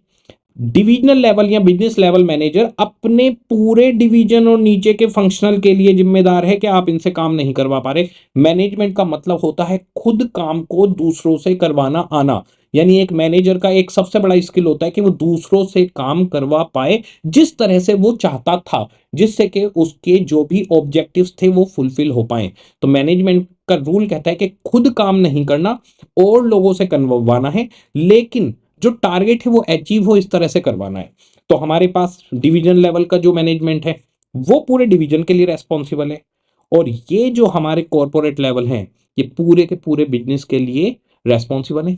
पूरे बिजनेस की रेस्पॉन्सिबिलिटी सर किसके लिए रेस्पॉन्सिबल है? बिल्कुल रेस्पॉन्सिबल है, इनके भी सर पर एक लोग हैं जिनका नाम होता है शेयर होल्डर्स। यहीं से तो सारी कहानी चलती है। तो जो कंपनी के सीईओ हैं वो शेयर होल्डर्स के लिए जवाबदेह हैं, ये इनके गार्जियन की तरह से काम करते हैं, इनके वेलफेयर के लिए काम करते हैं, इनको ज्यादा से ज्यादा प्रॉफिट बना के देना ये कंपनी के कॉर्पोरेट लेवल का ही काम है। अगर कोई कंपनी फेल होती है तो शेयर होल्डर्स को बिजनेस लेवल या फंक्शनल लेवल जवाब देने नहीं जाएगा, वहां पे कॉर्पोरेट लेवल मैनेजमेंट को ही एजीएम में जवाब देना होगा कि आखिर प्रॉफिट क्यों नहीं हुआ, क्यों हम उतने सक्सेसफुल नहीं हुए। तो ये जो हमारा कॉर्पोरेट लेवल है ये जिम्मेदार है हमारे शेयर होल्डर्स के लिए। डिविजनल लेवल जिम्मेदार है सिर्फ अपनी डिवीजन के लिए, फंक्शनल लेवल जिम्मेदार है सिर्फ अपने छोटे से फंक्शन के लिए। ठीक है, ये हमारा मीडियम बिजनेस था। अब हमारे पास आते हैं हम, एक हो गया छोटू बिजनेस, अब पढ़ते हैं मोटू बिजनेस कैसा होता है। देखिए, मोटू बिजनेस होता है जैसे टाटा ग्रुप, टाटा ग्रुप, इसकी हम लोग बात करेंगे। अब जरा देखिए, टाटा ग्रुप की अगर मैं बात करता हूं, ये बताइए टाटा ग्रुप का एक काम है या बहुत सारे काम है? भाई इनकी तो बहुत सारी कंपनियां हैं, बहुत सारी कंपनियां हैं। तो अगर आप एक से ज्यादा प्रोडक्ट बनाते हैं, एक से ज्यादा डिफरेंट डिफरेंट तरीके की सर्विसेज देते हैं, तो ऐसी सिचुएशन में बिजनेस को हम बोलते हैं कॉन्ग्लोमरेट बिजनेस। तो पहले मैं आपको बताता हूं, जैसे कि आराम से देखिएगा, एक कंपनी है TCS, टाटा कंसल्टेंसी सर्विसेज। ये बेसिकली आईटी बेस्ड कंपनी है और ये इंडिया के अंदर इतना काम नहीं करती जितना ये फॉरेन कंट्रीज को अपनी सर्विसेज देती है। ठीक है, आईटी बेस्ड कंपनी है। अब अगर आईटी बेस्ड कंपनी की बात करें तो इनके काम तो अलग अलग हैं, पर मैं आपको फिर भी वो बताता हूं जो आप कंफर्टेबली समझ पाए। जैसे कि सॉफ्टवेयर बनाना कोई भी एक अलग काम है, एक ऐप बनाना एक अलग काम है, एक वेबसाइट डिजाइन करना अलग काम है। ये तीनों अलग अलग काम है। पेमेंट गेटवे तैयार करना आईटी, उसमें जैसे क्लिक करते हैं ना और वो गोल गोल घूम के पहुंच जाता है, यहाँ पेमेंट कर दो जी ऑनलाइन, तो पेमेंट गेटवे बनाना एक अलग काम है। अब ये सारे काम बताइए, क्या मैं कह सकता हूं कि ये दिखने में सॉफ्टवेयर बनाना, ऐप बनाना, वेबसाइट डिजाइन करना, गेटवे बनाना, ये सब अलग अलग काम है, लेकिन अल्टीमेटली ये सब आईटी से रिलेटेड है? बिल्कुल। तो ये अलग अलग काम आईटी से रिलेटेड है, तो ये आईटी बिजनेस के अंदर ही आएंगे। इसका मतलब ये नहीं कि हम हर काम के लिए एक अलग कंपनी खोल देंगे। तो मिलते जुलते काम एक जगह पे कवर होंगे। जैसे एफएमसीजी, एफएमसीजी में आते हैं खाने पीने की चीजें। तो इसके अंदर आपके जो भी आपकी कोई भी कोल्ड ड्रिंक आप बना रहे हो, आप जूस बना रहे हो, आप खाने पीने के आप आटा बेच रहे हो, दाल बेच रहे हो, जितने भी ग्रोसरी आइटम बेच रहे हो वो एफएमसीजी में कवर हो जाएंगे।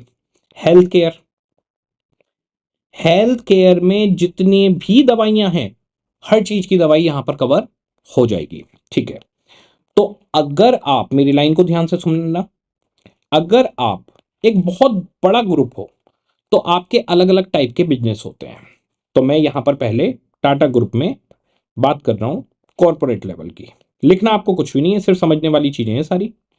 कॉरपोरेट लेवल, तो यहां पर कॉरपोरेट लेवल में कौन कौन आएगा जी? बोर्ड ऑफ डायरेक्टर्स, चेयरपर्सन कौन है? टाटा साहब हैं। बीच में साइरस मिस्त्री साहब को बनाया गया था, वो अब नहीं रहे। तो उन्होंने क्या किया था, कंपनीज की वैल्यू को छेड़ना शुरू कर दिया था। तो हम एक कंसेप्ट पढ़ेंगे कि जो स्ट्रेटजिक इंटेंट होता है, vision, mission, goal and objective, और एक रहता है इसके अंदर वैल्यूज। कंपनी की वैल्यू को अगर आप हिट करेंगे तो कंपनी आपको छोड़ेगी नहीं, इसके बारे में हम बात करेंगे। तो board of directors, CEO, senior executives वो यहां पर आ गए। टाटा साहब यहीं बैठते हैं। अडानी ग्रुप की बात करूं तो अडानी साहब यहीं बैठते हैं कॉर्पोरेट लेवल पर। इसके नीचे आते हैं अलग अलग बिजनेस। अलग अलग बिजनेस यानी प्रोडक्ट लाइन ही पूरी अलग होगी। जैसे कि आईटी से रिलेटेड सारा काम टीसीएस के अंदर होगा। एयरलाइन, यहां पर इनके पास दो एयरलाइन है इस टाइम, एयर इंडिया और विस्तारा। तो एयर इंडिया इन्होंने अभी एक्विजिशन की है और विस्तारा है। ठीक है, तो एयरलाइन बिजनेस। इसके बाद में हमारे पास में आ जाता है टाटा साहब का चलता है एफएमसीजी, जैसे टाटा नमक, वो एफएमसीजी के अंदर कवर हो जाएगा। इसी तरीके से टाटा साहब की ऑटोमोबाइल पूरा का पूरा, Tata Motors, Tata Motors. Okay, ठीक है। और टाटा मोटर्स के बाद में हम टाटा साहब का एक मोटा काम ले लेते हैं, Tata steel.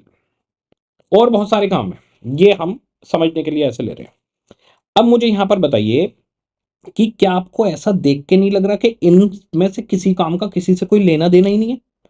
Tata consultancy services एक आईटी कंपनी है, एयरलाइन अपने यहां पर एक अलग कंपनी, एफएमसीजी अलग चल रहा है, टाटा मोटर्स जो ट्रक बनाता है, गाड़ी बनाता है, सड़क पे सारे ट्रक ही टाटा के होते हैं, छोटा हाथी बड़ा हाथी ये वो पता नहीं क्या क्या, टाटा 407 807 कितने ट्रक चलते हैं इनके। और स्टील भी इनका चलता है, और टाटा मोटर्स के अंदर ऑटोमोबाइल भी आता है जो इनकी गाड़ियां बिकती हैं। भाई इनका तो सारा काम धंधा अलग लग रहा है, एक जैसा नहीं लग रहा। अभी ऊपर मैंने मीडियम बिजनेस दिखाया था, मीडियम बिजनेस में मैंने आपको बताया था कि कपड़े ही बनाते हैं हम। तो मैन के कपड़े की, वुमेन के कपड़े की और चाइल्ड के कपड़े की डिवीजन अलग अलग बनाई है, सिर्फ बन कपड़े ही रहते। यहां तो भैया अब ये बड़ा ग्रुप है, ये बड़ा बिजनेस है, मेन फोकस इसी पे किया गया है पूरे एसएम में, इस बिजनेस पर। तो टाटा ग्रुप क्या करता है, जब उसके इतने सारे बड़े बड़े काम हैं, वो बेसिकली हर काम के लिए एक स्ट्रेटेजिक बिजनेस यूनिट बनाता है। इसको कहते हैं स्ट्रेटेजिक बिजनेस यूनिट, एसबीयू। आपको लिखना नहीं है, कुछ सब कुछ आएगा आगे। तो स्ट्रेटेजिक बिजनेस यूनिट क्या होती है? एक पेरेंट कंपनी के अंदर ये जो ग्रुप है, ये है पेरेंट कंपनी टाटा ग्रुप, और इसके अंडर में ये सब कंपनी है। आप जाकर देखेंगे तो टीसीएस अपने आप में एक कंपनी है, टीसीएस कंपनी का खुद का एक अपना बोर्ड है, उसके अंदर खुद अपने सीईओ हैं। जो एयर इंडिया इन्होंने खरीदी और विस्तार है, उसके अपने बोर्ड और सीईओ हैं। एफएमसीजी के अलग हैं, टाटा मोटर्स के सीईओ अलग हैं, और टाटा मोटर्स के शेयर अलग बिकते हैं मार्केट में। अगर आप स्टॉक एक्सचेंज पे जाएंगे, टाटा मोटर्स के शेयर्स अलग बिक रहे हैं, टीसीएस के अलग बिक रहे हैं, क्योंकि ये सब कंपनियां हैं। इन सब कंपनियों में एक मेजर इन्वेस्टमेंट टाटा ग्रुप के बोर्ड का है, इसलिए वो इन सब के मालिक हैं। तो यहां पर टीसीएस हमारे पास ये एक सेपरेट कंपनी बना दी। अच्छा, ये अलग कंपनी बना दी, सारी लिस्टेड है, सबके स्टॉक एक्सचेंज पे शेयर्स बिकते हैं। ये अलग बना दी, ये अलग बना दी, और ये अलग बना दी। बहुत बढ़िया भाई, सारी अलग अलग कंपनियां हो गई। अब इनके अंदर अपने सीईओ हैं, इनके अपने बोर्ड ऑफ डायरेक्टर्स हैं, लेकिन ये सब चलेंगे किसके ऑर्डर पे? कॉर्पोरेट लेवल के। क्योंकि इन सारी कंपनियों के मेजर इन्वेस्टमेंट ये टाटा ग्रुप के पास रहता है। जो तो इनके पास ना प्रमोटर शेयर जो होता है वो सबसे ज्यादा टाटा ग्रुप के पास है। तो इसके चेयर, सबके चेयर पर्सन अलग अलग हैं, लेकिन इन सबका जो हेड है वो टाटा ग्रुप ही है। तो जी टीसीएस भी इसको बोलते हैं स्ट्रेटेजिक बिजनेस यूनिट, यानी एक बड़ा ग्रुप मल्टीपल कंपनियां बना दे अलग अलग बिजनेस के लिए, तो उसको बोलते हैं strategic business unit. SBU 1, SBU 2, जितने बिजनेस जोड़ते जाओगे उतने SBU बनते चले जाएंगे। तो SBU बनाए क्यों जा रहे हैं भाई, इसका क्या ऑब्जेक्टिव है? SBU इसलिए बनाया जाता है कि देखो, अब हम टीसीएस के बारे में सोचते हैं। मैं इस डिजाइन को खत्म कर देता हूं, मैं टीसीएस की बात करता हूं। तो टीसीएस का अपना खुद का एक बोर्ड है, उसके अपना एक सीईओ है, और ये बोर्ड और ये सीईओ वो हैं जो आईटी कंपनी के एक्सपर्ट्स हैं। ये आईटी के एक्सपर्ट्स, जिनके हाईली स्किल्ड बंदे, वो टीसीएस के बोर्ड में होंगे। उसके नीचे फिर आपके टीसीएस के अलग अलग काम होंगे, फाइनेंस, R&D, ये सारी चीजें चलती रहेंगी। ऐसे ही जो एयरलाइन बिजनेस है, उसके बोर्ड ऑफ डायरेक्टर्स वो होंगे जो एविएशन डिपार्टमेंट को जानते होंगे, जिनको एविएशन का आइडिया होगा। हो सकता है कोई सीईओ इनका पायलट हो जिसने बिजनेस को करीब से देखा होगा, तो वो एविएशन डिपार्टमेंट के एक्सपर्ट होंगे। अगर मैं एफएमसीजी की बात करूं, उसको छोड़ते हैं, मोटर्स की बात करूं मैं, टाटा मोटर्स में हो सकता है कोई मैकेनिकल इंजीनियर उसका हेड हो, उसके सीईओ हो, जो इंजीनियरिंग को समझते हैं, जो मोटर बिजनेस को समझते हैं, जो सालों से इसके एक्सपर्ट हैं, बंदों को क्या चाहिए, कहां कमी आ रही है, इसको समझ पाए। एफएमसीजी के अंदर कौन होगा, जो लोगों को क्या कंज्यूम करना है, किस क्वालिटी का कंज्यूम करना है, इसका एक्सपर्ट हो। तो यहां पर सब जगह पे तो भाई अलग अलग एक्सपर्ट चाहिए। तो इसका मतलब इन सब कंपनियों के अंदर अलग अलग एक्सपर्ट चाहिए। मुझे बताइए, जो टाटा ग्रुप में टॉप लेवल पे बैठा हुआ कॉर्पोरेट लेवल है, क्या यहाँ का जो सीईओ है, यहाँ का जो बोर्ड है, वो आईटी को भी जानता है, वो एविएशन को भी जानता है, एफएमसीजी को भी जानता है, मोटर्स को भी जानता है, स्टील का काम भी जानता है, वो सब कुछ जानता है, वो सबका एक्सपर्ट है? नहीं, वो सबका एक्सपर्ट नहीं है। वो जानता है how to manage these multiple business. उसको ये सारे बिजनेस मैनेज करने आते हैं। वो हर चीज का एक्सपर्ट नहीं है, वो बिजनेस मैनेजमेंट का एक्सपर्ट है, इसीलिए कॉर्पोरेट लेवल पे बैठा है। वो डिसाइड करेगा कौन सा बिजनेस बेच दो, कौन सा खरीद लो। ये एयर इंडिया खरीदनी थी, किसने डिसाइड किया? कॉर्पोरेट लेवल ने। विस्तारा को स्टार्ट करते हैं किसने करा? आपके टाटा ग्रुप ने। विस्तारे ने एयर एशिया एक कंपनी उसके साथ मर्ज करके जॉइंट वेंचर बना के काम किया। कि कौन डिसाइड करेगा? कॉर्पोरेट लेवल डिसाइड करेगा। स्टारबक्स इंडिया को खरीद लेते हैं, कौन डिसाइड करेगा? कॉर्पोरेट लेवल डिसाइड करेगा। तनिष्क ज्वेलरी की लाइन में आते हैं, पूरा एक सेगमेंट निकालते हैं तनिष्क, कौन डिसाइड करेगा? टॉप ग्रुप डिसाइड करेगा। हम टाइटन आई खोलेंगे, हम टाइटन वॉच बनाएंगे, हम फास्टैग बनाएंगे, ये सब कौन डिसाइड करेगा? कॉर्पोरेट लेवल डिसाइड करे। तो हर चीज को ओपन करना, बंद करना, पूरी कंपनी को परचेज करना, किसी भी, इनके लिए छोटे छोटी सी कंपनियां, इनके छोटे छोटे बच्चे हैं ये, तो ये छोटी छोटी सी कंपनी को परचेज करना, एक्वायर करना, मर्ज करना, ये सब कॉर्पोरेट लेवल करेगा। अब फिर ये यहां पर दूसरा लेवल आता है हमारे पास, जो एसबीयू के हेड है, वो है बिजनेस लेवल या डिविजनल लेवल, जिसको हम बोलते हैं बिजनेस लेवल। तो बिजनेस लेवल के अंदर क्या होंगे? जो टीसीएस के हेड हैं, जो टीसीएस का मैनेजमेंट है, एयरलाइन का मैनेजमेंट, एफएमसीजी, मोटर्स का मैनेजमेंट, स्टील का मैनेजमेंट, ये सब अपने अपने काम के एक्सपर्ट यहाँ के हेड बने हुए हैं। और इनके नीचे जो डिपार्टमेंट्स हैं वो फंक्शनल लेवल में आएंगे। यहां पर आ जाएगा फंक्शन 1, फंक्शन 2, फंक्शन 3, एयरलाइन के जो अलग अलग फंक्शन होंगे। तो इस तरीके से बिजनेस छोटा हो या बिजनेस मोटा हो, बिजनेस मीडियम हो, स्ट्रेटजिक लेवल डिसाइड किए गए कि 3 स्ट्रेटजिक लेवल हैं। एक कॉर्पोरेट लेवल जो सबका माई बाप है, जो अगर हम बात करते हैं छोटे बिजनेस की, तो छोटा बिजनेस हमारे पास कवर नहीं किया गया क्योंकि उसके नीचे सीधे डिपार्टमेंट आ जाते हैं, तो वहां कॉर्पोरेट लेवल और फंक्शन लेवल ही है, तो छोटा बिजनेस हमारे सिलेबस में नहीं है। फिर हमारे पास आता है मीडियम बिजनेस। मीडियम बिजनेस के अंदर जो हेड है वो कॉर्पोरेट लेवल है, उसके नीचे अलग अलग तरीके का कपड़ा, मैन, वुमेन, चाइल्ड, अलग अलग डिवीजन बना दिए, उनके हेड बिजनेस लेवल हेड हैं। और उसके नीचे फिर हमारे आ जाते हैं फंक्शन लेवल हेड्स, वहां के मैनेजर। ध्यान रखिएगा, फंक्शन लेवल की जिम्मेदारी अपने फंक्शन तक है, पर इनके टच में रहना बहुत जरूरी है। ये वो इंपॉर्टेंट पर्सन है जो कस्टमर्स के टच में रहते हैं। बिजनेस लेवल मैनेजमेंट की जिम्मेदारी अपने पूरे बिजनेस यूनिट की होती है, और जो बोर्ड है, जो कॉर्पोरेट लेवल है, जो टॉप पर है, वो सारे डिसीजन लेता है जो मेजर डिसीजंस होते हैं। बिल्कुल ठीक है, सिंपल बात है।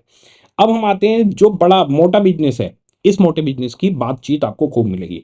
मोटे बिजनेस में क्या होता है, एक पेरेंट कंपनी होती है और बाकी चाइल्ड कंपनियां होती हैं। इन चाइल्ड कंपनियों को एसबीयू बोलते हैं, स्ट्रेटेजिक बिजनेस यूनिट। तो अगर कोई पूछे स्ट्रेटेजिक बिजनेस यूनिट क्या है, तो स्ट्रेटेजिक बिजनेस यूनिट है जब हम अलग अलग तरीके के एक से ज्यादा प्रोडक्ट बनाते हैं या सर्विसेज प्रोवाइड करते हैं जो लार्ज स्केल पे चलता है, और उसके लिए हम एक इंडिपेंडेंट डिवीजन क्रिएट कर देते हैं। उस इंडिपेंडेंट डिवीजन या यूनिट को हम स्ट्रेटेजिक बिजनेस यूनिट बोलते हैं। मैं आपको बता दूं, अभी तक हम बुक पे नहीं गए हैं, ये सब कुछ बेस तैयार कर रहा हूं मैं आपका छोटा छोटा सा। तो जी हमारे पास यहां पर कॉर्पोरेट लेवल में टाटा ग्रुप के टॉप में जो होंगे वो रहेंगे, ठीक है। इसके बाद में ये सारी कंपनियों के जो हेड होंगे वो बिजनेस लेवल पे रहेंगे और उसके नीचे फंक्शन लेवल रहेगा, ठीक है। यहां पर भी बात मैं बताता हूं, कोई नया बिजनेस खोलना है यानी कोई कंपनी खरीद लेनी है या कोई नया कंपनी स्टार्ट कर देनी है, जैसे टाटा टेक्नोलॉजी वही नहीं स्टार्ट करते हैं, तो टाटा टेक्नोलॉजी नहीं स्टार्ट करनी है तो वो डिसीजन कॉर्पोरेट लेवल लेगा, एक और एसबीयू बना देगा, एक और कंपनी क्रिएट कर देंगे, आईपीओ निकाल देंगे उसके भी, ठीक है। कोई कंपनी बंद करनी है, मर्जर करना है, ज्वाइंट वेंचर करना है, ये सब डिसीजन मेकिंग कॉर्पोरेट लेवल की। टीसीएस क्या परफॉर्म कर रहा है उसके लिए जिम्मेदार टीसीएस का top management, that is called as business level. Airline अच्छा कर रही है बुरा कर रही है, उसके लिए एयरलाइन का SBU 2 का जो भी बिजनेस लेवल मैनेजमेंट है वो जिम्मेदार, जो इनके हेड है। एफएमसीजी के हेड एफएमसीजी के लिए जिम्मेदार, मोटर्स के हेड मोटर्स के लिए जिम्मेदार, स्टील्स के हेड स्टील के लिए जिम्मेदार। इन सब को जो कॉर्पोरेट लेवल स्ट्रेटेजी है उनको फॉलो करना है। तो कॉर्पोरेट लेवल स्ट्रेटेजी किसी एक बिजनेस के लिए नहीं बल्कि कॉमन स्ट्रेटेजी देता है पूरे ग्रुप के लिए। तो एक कॉमन स्ट्रेटेजी देंगे। कॉमन स्ट्रेटेजी में क्या होता है, ये अपना विजन बता देते हैं हम चाहते क्या है। तो जैसे टाटा अगर आप देखेंगे तो टाटा है ट्रस्ट का नाम, टाटा के ऊपर ट्रस्ट करते हैं लोग कि कुछ भी कर सकते हैं, लोगों के साथ बुरा नहीं करेंगे। टाटा का स्टील मिलेगा तो हाई क्वालिटी मिलेगा। टाटा की मोटर्स अगर आप गाड़ी खरीदेंगे तो आपको भरोसा होगा कि गाड़ी अच्छी होगी। टाटा नमक आप खाते हैं तो आपको पता है इस नमक में मिलावट नहीं होगी। टाटा की एयरलाइन में अगर आप बैठे हैं तो आपको पता है कि टाइम से चलेगी, टाइम से उतरेगी। टीसीएस से अगर आप काम करवाते हैं तो आपको पता है कि आईटी की बेस्ट सर्विसेज यहां पर मिलेगी। अगर आप तनिष्क पे जाते हैं तो आपको पता होता है कि यहां ज्वेलरी ऑथेंटिकेटेड मिलेगी। अगर तनिष्क पे आपको बोला गया कि आप 10 साल बाद भी आ जाना, हम आपकी ज्वेलरी को वापस ले लेंगे उस समय के मार्केट रेट के हिसाब से, 10 साल बाद जो मार्केट रेट होगा, तो क्या आपके मन में डाउट आता है ये लेगा या नहीं लेगा? अगर आप एक ज्वेलर के पास जाते हैं और ज्वेलर कहता है 20 साल बाद भी आ जाना, तुम्हारा जो सोना मुझसे लेके गए हो मैं वापस खरीद लूंगा, मन में डर होगा, जब वापस आएंगे ना तो कटिंग करेगा, ये करेगा वो करेगा। पर अगर Tanishq an enterprise of Tata आपसे कहता है कि आज मेरे से सोना ले जाओ, आज मेरे से हीरे ले जाओ, 10 साल बाद भी आओगे तो 10 साल बाद का जो मार्केट वैल्यू होगी वो पैसे तुम्हें दे दूंगा, आपके मन में कभी डाउट आता है? नहीं, क्योंकि टाटा ट्रस्ट का नेम है। जब आप टाटा में टाइटन आई पे जाते हैं, स्टारबक्स पे जाते हैं, स्टारबक्स पे आप जाते हैं तो आपको लगता है कि कॉफी में दूध की जगह कुछ और तो नहीं मिला दिया होगा? लग ही नहीं सकता। आपको पता है यहाँ हाई क्वालिटी दूध आता होगा, क्योंकि टाटा ट्रस्ट का नाम है। इसे कहते हैं ब्रांड वैल्यू। तो एक कंपनी ना अपनी एक ब्रांड वैल्यू लेके चलती है, एक लोगों के दिमाग में इंप्रेशन लेके चलती है, पर ये सालों साल की लीगेसी है, ये एक दिन में नहीं आता। आप सोचो एक दिन में ही ये क्रिएट हो जाएगा ब्रांड वैल्यू, ट्रस्ट क्रिएट हो जाएगा ना, सालों साल का रिजल्ट है। आपको पता है टाटा एक ऐसी कंपनी है जो रिश्वत नहीं देती, ये टाटा के लिए क्लियर है। इवन टाटा ने जब जब जहां जहां रिश्वतें नहीं दी वहां पर टाटा को नुकसान झेलने पड़े, बड़े बड़े, पर नहीं। टाटा के होटल ताज सीरीज चलती है, तो हुआ क्या था, होटल ताज पे हमला हुआ था और बहुत बड़ा हमला हुआ था, टेररिस्ट आ गए थे, मुंबई का हमला जो हुआ था फेमस है। टाटा साहब ने उस दिन डिसाइड कर लिया था हम पाकिस्तान से कोई रिलेशन नहीं रखेंगे। पाकिस्तान में उनका इतना एक्सपोर्ट होता था, उनके ट्रक्स जाते थे, उन्होंने अगले दिन से पाकिस्तान में ट्रक देने बंद कर दिए। नुकसान तो हुआ, लेकिन वैल्यूज, अपनी वैल्यू रख के चलना, देश को लेके चलना, नेशन को लेके चलना, नेशन को बढ़ाते हुए चलना, ये वैल्यूज अगर किसी के अंदर है तो उस कंपनी को कौन रोक सकता है? उस कंपनी का कभी कुछ नहीं होना, वो कंपनी हमेशा चलती रहेगी और बढ़िया चलेगी। तो ये सारी चीजें जो मैंने आपको बताई ये है स्ट्रेंथ एक कंपनी की, ये कॉम्पिटिटिव एडवांटेज देती हैं। अगर टाटा का एक प्रोडक्ट है और दूसरी कंपनी का एक प्रोडक्ट है तो आप टाटा का उठाना पसंद करेंगे। It is called as competitive advantage, कि हम कंपटीशन में किस तरह से एडवांटेज ले रहे हैं। तो आपने सालों साल कुछ ऐसा किया होगा, कुछ आपकी ऐसी स्ट्रेंथ होगी, लोगों के मन में भरोसा होगा, कुछ तो ऐसा होगा जो आपको कॉम्पिटिटिव एडवांटेज देगा, उसकी भी हम बातचीत करेंगे। पहले मैं आपको अब ये मॉडल समझाता हूं। तो कॉर्पोरेट लेवल का काम है मेजर डिसीजन लेना और एक कॉमन स्ट्रेटजी स्प्रेड करना, कि हमारी स्ट्रेटजी है कि हम हाई क्वालिटी देना चाहते हैं। अब ये जितने भी इसके नीचे के बिजनेस लेवल मैनेजर हैं, इन सबकी जिम्मेदारी है कि वो जो टॉप लेवल ऑफ मैनेजमेंट ने कहा है हम हाई क्वालिटी देना चाहते हैं, वो हम कैसे दे पाए। तो टीसीएस को हाई क्वालिटी देने के लिए जो हाई स्किल्ड एम्प्लॉयज हैं, जो आईटी के बेस्ट हैं, उनको हायर करेगा ये। जो एयरलाइन है वो बेस्ट सर्विसेज देगी, और इसके अंदर हॉस्पिटैलिटी सर्विस के जो बंदे होंगे, ये हॉस्पिटैलिटी में आता है सर्व करना, जैसे एयरलाइन के अंदर खाना सर्व करना, प्यार से बात करना, मैनेज करना, ये सब वहां पर आएगा। और आपके पास एफएमसीजी के अंदर हाई क्वालिटी प्रोडक्ट के भी, नमक तो भाई हाई क्वालिटी होना चाहिए, कुछ और चीजें टाटा की खाने पीने की तो हाई क्वालिटी होनी चाहिए। मोटर्स के अंदर हम जो मोटर बनाएंगे, जो भी गाड़ी बनाएंगे, उसका इंजन, उसकी क्वालिटी सब कुछ हाई होनी चाहिए। और स्टील की बात की जाए तो हमारा स्टील हाई क्वालिटी होना चाहिए। तो ये इन सब के ऊपर आ गया कि भाई हमारी कॉमन स्ट्रेटजी क्या है, हाई क्वालिटी। ये किसने कहा, ये कहा टाटा ग्रुप के टॉप लेवल में। तो रतन टाटा साहब आए और बोले हम हाई क्वालिटी देंगे। ये इन्होंने एक स्ट्रेटजी बना के स्प्रेड कर दी। अब ये जितने बिजनेस लेवल के मैनेजमेंट हैं, इन सबकी जिम्मेदारी है कि जो टॉप लेवल ने कहा है उसको एग्जीक्यूट करना है। तो सबको हाई क्वालिटी फॉलो करनी है। तो जब हमारा एक बहुत बड़ा बिजनेस होता है जिसके अंदर अलग अलग टाइप के प्रोडक्ट और सर्विसेज होते हैं, उसको हम कहते हैं कॉन्ग्लोमेरेट। कॉन्ग्लोमेरेट यानी एक से ज्यादा प्रोडक्ट डिफरेंट टाइप के। कॉमन प्रोडक्ट तो जैसे एफएमसीजी के अंदर तो नमक, चाय, दूध, पानी सब कुछ आ जाएगा। तो हमारे पास किस तरीके कॉन्ग्लोमेरेट में रहेंगे, डिफरेंट प्रोडक्ट जो डिफरेंट कैटेगरीज के अंदर आएंगे। तो अगर आप अलग अलग प्रोडक्ट या अलग अलग सर्विस देते हैं और बहुत लार्ज लेवल पर आपका काम है, तो आपको उसके लिए अलग अलग एसबीयू यानी अलग अलग कंपनी बना देनी चाहिए। उन कंपनी के हेड्स अलग रहेंगे, उन हेड्स का काम है उस कंपनी को संभालना, उनकी जवाबदेही भी कॉर्पोरेट लेवल पर रहेगी। तो कॉर्पोरेट लेवल का काम मेजर डिसीजन लेना हुआ, बिजनेस लेवल का काम जो कॉर्पोरेट लेवल की कॉमन स्ट्रेटजी है उनको फॉलो करना, और टीसीएस के लिए बाकी स्ट्रेटजी बिजनेस लेवल खुद बनाएगा। एयरलाइन में क्या होना चाहिए, उसकी जिम्मेदारी एयरलाइन के एसबीयू की जो भी हेड है बिजनेस लेवल का वो बनाएगा। और फंक्शनल लेवल की जिम्मेदारी है इंप्लीमेंट करना उन सारी की सारी स्ट्रेटजी को जो ऊपर से बनकर इनके पास आई हैं। तो हमारे पास 3 स्ट्रेटेजिक लेवल रहते हैं, उन 3 लेवल्स पर हम काम करते हैं। एक बार हम लोग देखते हैं कि आज हमने क्या क्या बातचीत करी है। देखिएगा, सबसे पहले तो हमने ये देखा कि भाई एसएम आखिर आया क्यों।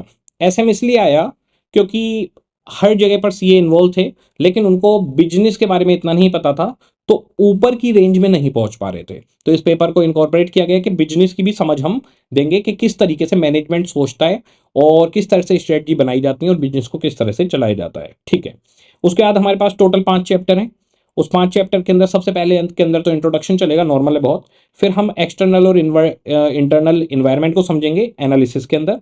फिर हम स्ट्रैटेजी को चूज करेंगे, फिर उसको इंप्लीमेंट और इवेल्युएट करेंगे। बहुत ही आसान सब्जेक्ट है।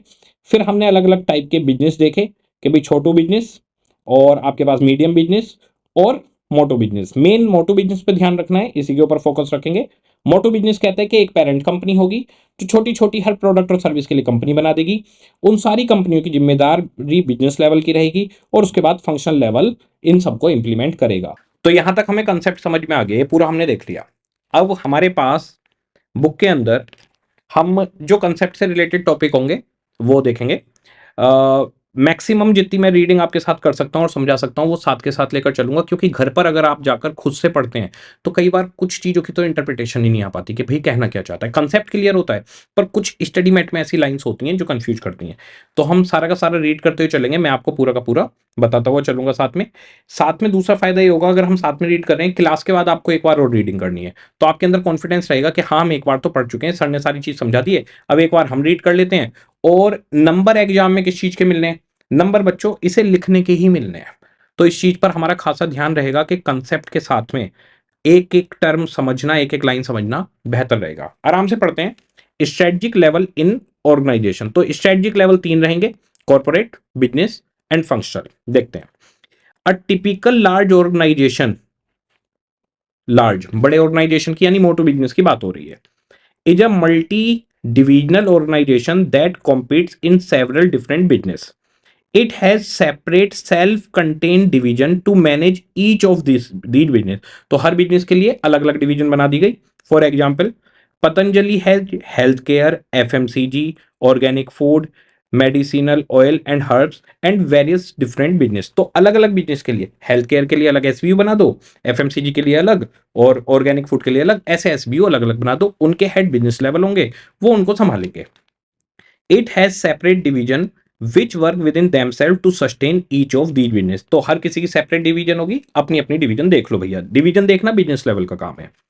Generally there are 3 main levels of management, corporate level, business level and functional level. जो डिसीजन मेकिंग है वो कॉर्पोरेट और बिजनेस लेवल की रहती है, और फंक्शनल लेवल सिर्फ जो ऊपर से स्ट्रेटजी बन के आई है उनको इंप्लीमेंट करता है। General managers are found at the first two of these levels. तो कॉर्पोरेट और बिजनेस लेवल पर आ गए, but their strategic role differ depending on their sphere of responsibility, sphere यानी एरिया। तो जो जनरल मैनेजर हैं वो 2 लेवल पे मिलेंगे, एक कॉर्पोरेट लेवल के मैनेजर होंगे और एक बिजनेस लेवल के मैनेजर होंगे। दोनों मैनेजर्स के काम अलग हैं। बिजनेस लेवल का काम है अपने बिजनेस को चलाना, और टॉप लेवल का काम है सारे बिजनेस को देखना, उनके लिए स्ट्रेटजी बनाना। फंक्शनल लेवल सिर्फ इंप्लीमेंटेशन का काम करेगा। तो यहां पर हमारे सामने ये डिजाइन आ गया। हेड ऑफिस है जहां पर कॉर्पोरेट लेवल बैठा है, उसके नीचे डिविजन्स हैं जहां पर बिजनेस लेवल्स बैठा है, और उसके नीचे फंक्शनल लेवल है। इसी का एसबीयू का भी हमारे पास है बना हुआ, ये आ गया। एक हो गया हेडक्वार्टर, ये हो गया जी टाटा ग्रुप का हेडक्वार्टर, हेड ऑफिस, ये कॉर्पोरेट लेवल है, कॉर्पोरेट लेवल। इसके नीचे एसबीयू बना दिया अलग अलग, जैसे कि ये टीसीएस है, ये टाटा मोटर्स है, और ये टाटा स्टील हो गया। सबकी अलग अलग कंपनी बना दी, ये बिजनेस लेवल आ गया। ठीक है जी। इसके बाद में ये हमारे पास नीचे फंक्शनल लेवल आ गया। अब बताइए, हेडक्वार्टर का काम क्या है टाटा का काम? कॉर्पोरेट लेवल का काम है पूरी कंपनी के लिए स्ट्रेटजी बनाना। पूरी कंपनी में जैसे टीसीएस है, टाटा मोटर्स है, टाटा स्टील से, रिसोर्सेज जो टाटा ग्रुप के पास हैं, किस कंपनी पर, किस एसबीयू पर कितनी रिसोर्स भेजनी है, जैसे मैन पावर कितनी भेजनी है, फंडिंग कितनी भेजनी है, ये डिसीजन टाटा ग्रुप लेगा। कोई भी नया बिजनेस एक्वायर करना, कोई पुराना डाइवेस्ट यानी बंद करना, ये डिसीजन टाटा ग्रुप लेगा। तो ये कॉर्पोरेट लेवल की स्ट्रेटजी देंगी। साथ में कि पूरी कंपनी, पूरे ऑर्गेनाइजेशन के लिए स्ट्रेटजी बनाएंगे कि हम हाई क्वालिटी देंगे, हम बहुत ज्यादा प्रॉफिट कमाएंगे या नहीं कमाएंगे, हम वैल्यूज का ध्यान रखेंगे। इनकी बताई हुई सारी स्ट्रेटजी को इसके बाद बिजनेस लेवल अपने अपने बिजनेस में अप्लाई करेंगे कि हमें हाई क्वालिटी देनी है, और हमारे को मतलब प्रॉफिट ज्यादा कमाना है या नहीं, और वैल्यूज को रखकर चलना है। ठीक है। अब जैसे SBU1 टीसीएस है, तो टीसीएस का काम है, मार्केट में टीसीएस की कॉम्पिटिटर है इन्फोसिस, प्रेम जी की है, जिम प्रेम जी की, वो भी आईटी कंपनी है। अब उसके साथ कंपटीशन करना, उनके साथ कंपटीशन में कैसे जीतना है, इनके पास ऐसी कौन सी चीजें हैं जो उनसे डिफरेंट हो और इनको मार्केट में लोग ज्यादा पसंद करें कंपैरेटिव टू इन्फोसिस। तो टाटा कंसल्टेंसी सर्विसेज पे लोग क्यों आए, किस लिए वहां पर पहुंचे, इसको कहते हैं कॉम्पिटिटिव एडवांटेज। तो कॉम्पिटिटिव एडवांटेज क्रिएट करना, ज्यादा से ज्यादा प्रॉफिट कमाना, ये टीसीएस का काम रहेगा। मार्केट में उसके अपने कॉम्पिटिटर रहेंगे। टाटा मोटर्स का कॉम्पिटिशन किससे रहेगा? जैसे मारुति सुजुकी हो गई, अब बाहर से गाड़ियां आ रही हैं, उन सबके साथ इनका कॉम्पिटिशन रहेगा। टाटा स्टील का, जो स्टील के प्लांट्स हैं उनके साथ कंपटीशन रहेगा। ये अपने अपने कंपटीशन को लड़ेंगे, मेजर जो स्ट्रेटजी और वैल्यूज है उनका ध्यान रखेंगे। उसके बाद में फंक्शनल लेवल इनकी बनाई हुई स्ट्रेटजी को इंप्लीमेंट करेंगे, और कस्टमर्स के टच में रहेंगे। कोई भी आइडिया कुछ मिलता है तो वो इंफॉर्मेशन ऊपर तक पहुंचाने का काम फंक्शनल लेवल का है, जिससे फ्यूचर की स्ट्रेटजी डिसाइड हो जाए। ठीक है। तो सबसे पहले हमारे पास आता है इसमें स्ट्रेटेजिक बिजनेस यूनिट। ठीक है, सबसे पहले स्ट्रेटेजिक बिजनेस यूनिट की definition. If a company provide several और डिफरेंट काइंड ऑफ प्रोडक्ट और सर्विसेज, तो इसको कॉन्ग्लोमरेट बोलेंगे। It often duplicate these functions and create a series of self contained division to manage each different product और service. तो अगर आपके पास अलग अलग प्रोडक्ट और सर्विस हैं तो सबके लिए सेल्फ कंटेन्ड डिवीजन बना दीजिए। It often duplicate these function. ये लाइन आपको परेशान कर सकती है। फंक्शन कैसे डुप्लीकेट हो जाते हैं? अब देखो, टीसीएस के पास भी अपना फाइनेंस डिपार्टमेंट, अपना आर&डी डिपार्टमेंट होगा, टाटा स्टील के पास भी आर&डी फाइनेंस डिपार्टमेंट है, और टाटा मोटर्स के पास भी है। तो कुछ कॉमन काम सब जगह पे डुप्लीकेट हो जाते हैं, जबकि आप इनको एक जगह पे रख सकते थे। पर इतना बड़ा बिजनेस होता है कि सेपरेट रखना ठीक है, तो कह रहे हैं कई बार कुछ काम डुप्लीकेट होंगे, नो इशू। बाकी आप हर बिजनेस को सेपरेट रखिए। The general manager of these divisions, ये बिजनेस लेवल मैनेजर हुए, ये एसबीयू के मैनेजर हैं। The general manager of the divisions then become responsible for their particular product line. TCS वाला टीसीएस के लिए रेस्पॉन्सिबल, टाटा स्टील वाला टाटा स्टील के लिए responsible. They are responsible for deciding how to create a competitive advantage and achieve higher profitability with the resources and capital they have at their disposal। तो TCS का जो business level manager है, उसके पास कुछ funds हैं, उसके पास man power है, उसके पास इक्विपमेंट्स हैं, कंप्यूटर, और उसके पास कनेक्शंस हैं। उसको उन रिसोर्सेज और कैपिटल के साथ में मार्केट में जो टीसीएस के कॉम्पिटिटर्स हैं उनके ऊपर कॉम्पिटिटिव एडवांटेज लेनी है, जिससे कस्टमर इनके पास आए और ज्यादा से ज्यादा प्रॉफिट बनाना है, ये इनकी जिम्मेदारी रहती है। Such divisional divisions are called as strategic business unit, SBO. ठीक है, अब हमारे लेवल से स्टार्ट होते हैं। सबसे पहला level corporate level. Corporate level का क्या काम है? बड़े बड़े डिसीजन लेना, मर्जर, एक्विजिशन, किसी बिजनेस को खोलना, बंद करना, पूरे ऑर्गेनाइजेशन के लिए स्ट्रेटजी बनाना। जो अलग अलग एसबीयू हैं उन पर कितनी रिसोर्सेज भेजनी है, जैसे मैन पावर टीसीएस में, टाटा स्टील में, टाटा मोटर्स में कितनी भेजनी है, कितनी कैपिटल भेजनी है, ये सब टॉप लेवल का काम है। और पूरे ऑर्गेनाइजेशन का क्या मिशन रहेगा, क्या गोल्स रहेंगे, वो डिसाइड करना, जो बिजनेस लेवल पे ट्रांसफर कर दिया जाएगा। The corporate level of management consist of CEO, other senior executive, board of directors, corporate staff. These individual participate in strategic decision making within the organization। तो ये ऑर्गेनाइजेशन की सारी स्ट्रेटजी बनाते हैं। The role of corporate level manager is to oversee the development of strategy for the whole organisation. पूरे organisation की आप strategy develop करिए। This role include define the mission and goal of the organisation. Organisation के goal क्या है, उनके mission क्या है। Determining what business it should be, हमारा बिजनेस क्या होगा ये बताएंगे। Allocating resources among the different business, तो हमारे पास तो TCS, Tata steel, Tata motor सब कुछ है। Allocating resources among the different business, formulating and implementing strategies that span individual business.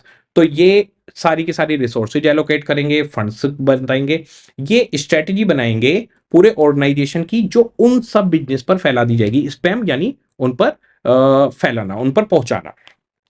And providing leadership for the organisation as a whole. तो leadership इनके पास है। किसी भी ऑर्गेनाइजेशन का कोई फाइनल डिसीजन लेना है, बड़ा डिसीजन, जाइए और टॉप लेवल ऑफ मैनेजमेंट से बात करिए।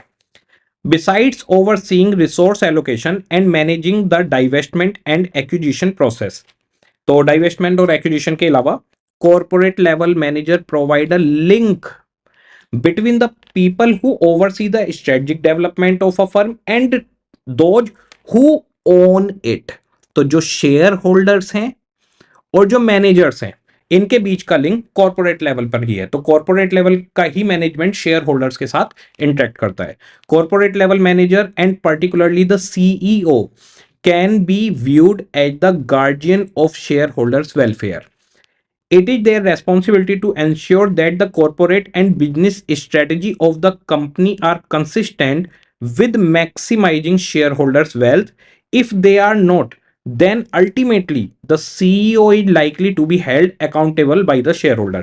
तो शेयर होल्डर्स के लिंक जो बनेगा वो कॉर्पोरेट लेवल से बनेगा। ये उनके लिए स्ट्रेटजी बनाएंगे, देखेंगे कि भाई वो हमेशा प्रॉफिट में रहे। अगर ये ऐसा काम नहीं कर पाए तो उसके लिए सीईओ अकाउंटेबल है, उसके लिए बिजनेस लेवल या फंक्शनल लेवल अकाउंटेबल नहीं है। For example, Ahmedabad headquarter Adani group is an Indian multinational conglomerate, यानी अडानी ग्रुप में बहुत सारे बिजनेस हैं। Active in a wide range of business including mining, ports, airport, power generation, transmission, cement. तो बहुत सारे बिजनेस हैं अडानी के पास। The main strategic responsibility of its group chairman, Mr. Gautam Adani, are setting overall strategy objective, allocating resource among the different business, deciding whether the firm should divest itself or any of its business, and determining whether it should acquire any new one. तो अडानी साहब का काम क्या है? पूरे के पूरे business के लिए स्ट्रेटेजी बनाना कि हमारा पूरा ग्रुप क्या करके चलता है। उसके अलावा जो रिसोर्सेज हैं वो अलग अलग बिजनेस पे बांटना, पैसा, मैन पावर, जो भी चीजें डिस्ट्रीब्यूट करनी है। उसके बाद में कोई बिजनेस बंद करना है या कोई नया चालू करना है, ये सारी डिसीजन मेकिंग अडानी साहब के साथ है। In other words, it is up to Mr. Adani and other senior executive to develop strategies that span individual business and building and managing corporate portfolio of business to maximize corporate profitability। तो Adani group बैठ के क्या करेगा? उनके नीचे के जितने business हैं उन एक कॉमन स्ट्रेटजी बनाई, उन पर स्प्रेड कर दी। उसके बाद देखेगा कि कितनी रिसोर्सेज एलोकेट करनी है। जैसे एक कंपनी के पास पैसे की शॉर्टेज है, पैसा भेजो। एक पे मैन पावर की शॉर्टेज है, मैन पावर भेजो। एक पे स्किल्ड बंदे की जरूरत है, तो स्किल्ड बंदा एक दूसरी कंपनी का सीईओ, अपने ग्रुप की सीईओ उठाकर दूसरे ग्रुप में ही भेजा जा सकता है, अगर लगता है कि वहां पर इसकी नीड होगी तो ये इस तरीके से काम करेंगे। और पूरे के पूरे अडानी ग्रुप का एक पोर्टफोलियो सेट हो गया। तो अडानी ग्रुप पे जो भी भरोसा करेगा, उसके शेयर होल्डर्स भरोसा करने वाले, उन्हें फायदा होगा, जो इन्वेस्टर्स हैं। However, it is not their specific responsibility to develop a strategy for competing in individual business areas। तो जो इंडिविजुअल बिजनेस एरिया है, जैसे कि पोर्ट का बिजनेस है, तो पोर्ट के बिजनेस में कंपटीशन कैसे करना है, ये अडानी साहब का काम नहीं है। वो जो पोर्ट का सीईओ है बिजनेस लेवल, वो देखेगा। अब मान लीजिए पावर जनरेशन का काम है, तो जो पावर प्लांट का पावर जनरेशन का सीईओ है, उसका काम है कि पावर की लाइन में आप कंपटीशन करो। हमारा काम है बड़ी स्ट्रेटजी बनाना। ये नीचे कंपटीशन करना अपने अपने बिजनेस में, अपने अपने कॉम्पिटिटर से, वो बिजनेस लेवल का काम है, वो ये नहीं करेंगे। ठीक है। Such as financial service, the development of such strategy is the responsibility of those in charge of different business called as business level manager। तो इंडिविजुअल बिजनेस के लिए बिजनेस लेवल मैनेजर स्ट्रेटजी बनाएंगे। In simple word, corporate level manager provide an organisation level view of strategy and what they want to achieve, but it is on the business level manager to ensure that their particular business, the one they are responsible for। तो in short, corporate level management पूरे organisation के लिए strategy बनाएगा, resource allocate करेगा, और divest करना, इन नई company में इन्वेस्ट करना, तो कोई भी कंपनी खरीदनी है, पुरानी मर्ज करनी है, जॉइंट वेंचर करना है, ये सारे डिसीजन मेकिंग कॉर्पोरेट लेवल के रहेंगे। शेयर होल्डर्स के लिए कॉर्पोरेट लेवल जिम्मेदार रहेगा। कॉर्पोरेट लेवल की जिम्मेदारी है कि ओवरऑल उसके इन्वेस्टर्स को मैक्सिमम प्रॉफिट मिलना चाहिए। बिजनेस लेवल की जिम्मेदारी है कि जो इंडिविजुअल बिजनेस की उसको रेस्पॉन्सिबिलिटी दी गई है, वो अपने कॉम्पिटिटर से कॉम्पिटिशन करे, वहां पर कॉम्पिटिटिव एडवांटेज ले और अपने माल को ज्यादा से ज्यादा बेचे और मार्केट में ज्यादा से ज्यादा काम करे। फंक्शन लेवल की जिम्मेदारी इंप्लीमेंटेशन रहेगी। आ जाइए business level. As we now know, a strategic business unit, SBU, self contained division that provides a product or service for a particular market। The principal general manager at the business level or the business level manager is the head of division। तो SBU का head business level manager होगा। The strategic role of these manager is to translate the general statement। General statement का मतलब होता है basically जो top level management ने, corporate level ने पूरे कॉमन स्ट्रेटजी बनाई है, उसे हम कहते हैं general statement. The strategic role of these manager, business level का काम, is to translate the general statement of direction and intent that comes from corporate level into concrete strategy for individual business। तो top level ने कह दिया high quality हमारी company का strategy है जी, high quality चीज देंगे, ठीक है। अब TCS का काम है वो हाई क्वालिटी सर्विस दे। अब टाटा मोटर्स का काम है वो हाई क्वालिटी ऑटोमोबाइल दे, जो भी गाड़ियां देनी है या फिर जो भी ट्रक वगैरह देने हैं। टाटा स्टील का काम है उसके मैनेजर का कि वो हाई क्वालिटी स्टील दे। तो कॉर्पोरेट लेवल से जो भी जनरल डायरेक्शंस आए हैं, जो उनकी इंटेंट हमें पता चलिए, हमें वो स्ट्रेटजी अपने बिजनेस में डेवलप करनी है। तो इंडिविजुअल बिजनेस में डेवलप करेंगे, ये बिजनेस लेवल मैनेजमेंट का काम रहेगा। 10, whereas corporate level manager are concerned with strategy that span individual businesses of organization, business level managers are concerned with strategy that are specific to a particular business। ठीक है, okay जी। Function level, function level का काम सिर्फ ऊपर से आई हुई strategy को implement करना है और इंफॉर्मेशन पहुंचाना है, क्योंकि ये कस्टमर के सबसे करीब होते हैं। ये स्ट्रेटजी के आइडिया भी देते हैं, जो अगर टॉप लेवल ऑफ मैनेजमेंट और बिजनेस लेवल चाहे तो उसको इंप्लीमेंट कर सकता है। Functional level manager are responsible for their specific business function. तो बिजनेस फंक्शन क्या है? जैसे कोई फाइनेंस देख रहा है तो आपकी फाइनेंस की जिम्मेदारी है। अगर आप रिसर्च एंड डेवलपमेंट देख रहे हो तो उसे देखिए। अगर आप एचआर डिपार्टमेंट देख रहे हो तो एम्प्लॉयज की भर्ती करने की जिम्मेदारी आपकी है। तो जो फंक्शन लेवल मैनेजर होता है वो सिर्फ अपने स्पेसिफिक फंक्शन के लिए रेस्पॉन्सिबल है। और operation that constitute a company और वन ऑफ इट्स डिवीजन। तो जो भी फंक्शन, वो कंपनी के अंडर में कोई फंक्शन आ रहा है या एक डिवीजन के अंडर में फंक्शन आ रहा है। कंपनी के अंडर में फंक्शन कब आएगा? एक कंपनी के सीधे अंडर में फंक्शन कब आएगा? वो फंक्शन तब आएगा जब आप छोटा बिजनेस हो, कंपनी के बाद सीधे फंक्शन शुरू हो जाएंगे। और एक डिवीजन के अंडर में कब आएगा? डिवीजन के अंडर में तब आएगा जब आप बड़ा बिजनेस होंगे। तो पूरा ग्रुप, फिर आपकी डिविजनल यूनिट, उसके नीचे फंक्शन आएंगे। तो ये लाइन ये बताती है दैट कॉन्स्टिट्यूट अ कंपनी और it one of its division. Thus, a functional manager sphere यानी area of responsibility is generally confined to one organization activity या one organization operation only. Whereas general manager oversee the operation. General manager जो business level manager है, oversee the operation of whole company. Whole company, पूरे organisation की बात नहीं की गई है। ऑर्गेनाइजेशन और कंपनी अलग है। कंपनी एसबीयू है, वो टीसीएस है, टीसीएस कंपनी है। ऑर्गेनाइजेशन पूरा ग्रुप है। तो जो हमारे पास फंक्शन लेवल मैनेजर है उसकी रेस्पॉन्सिबिलिटी सिर्फ एक एक्टिविटी तक, एक ऑपरेशन तक है।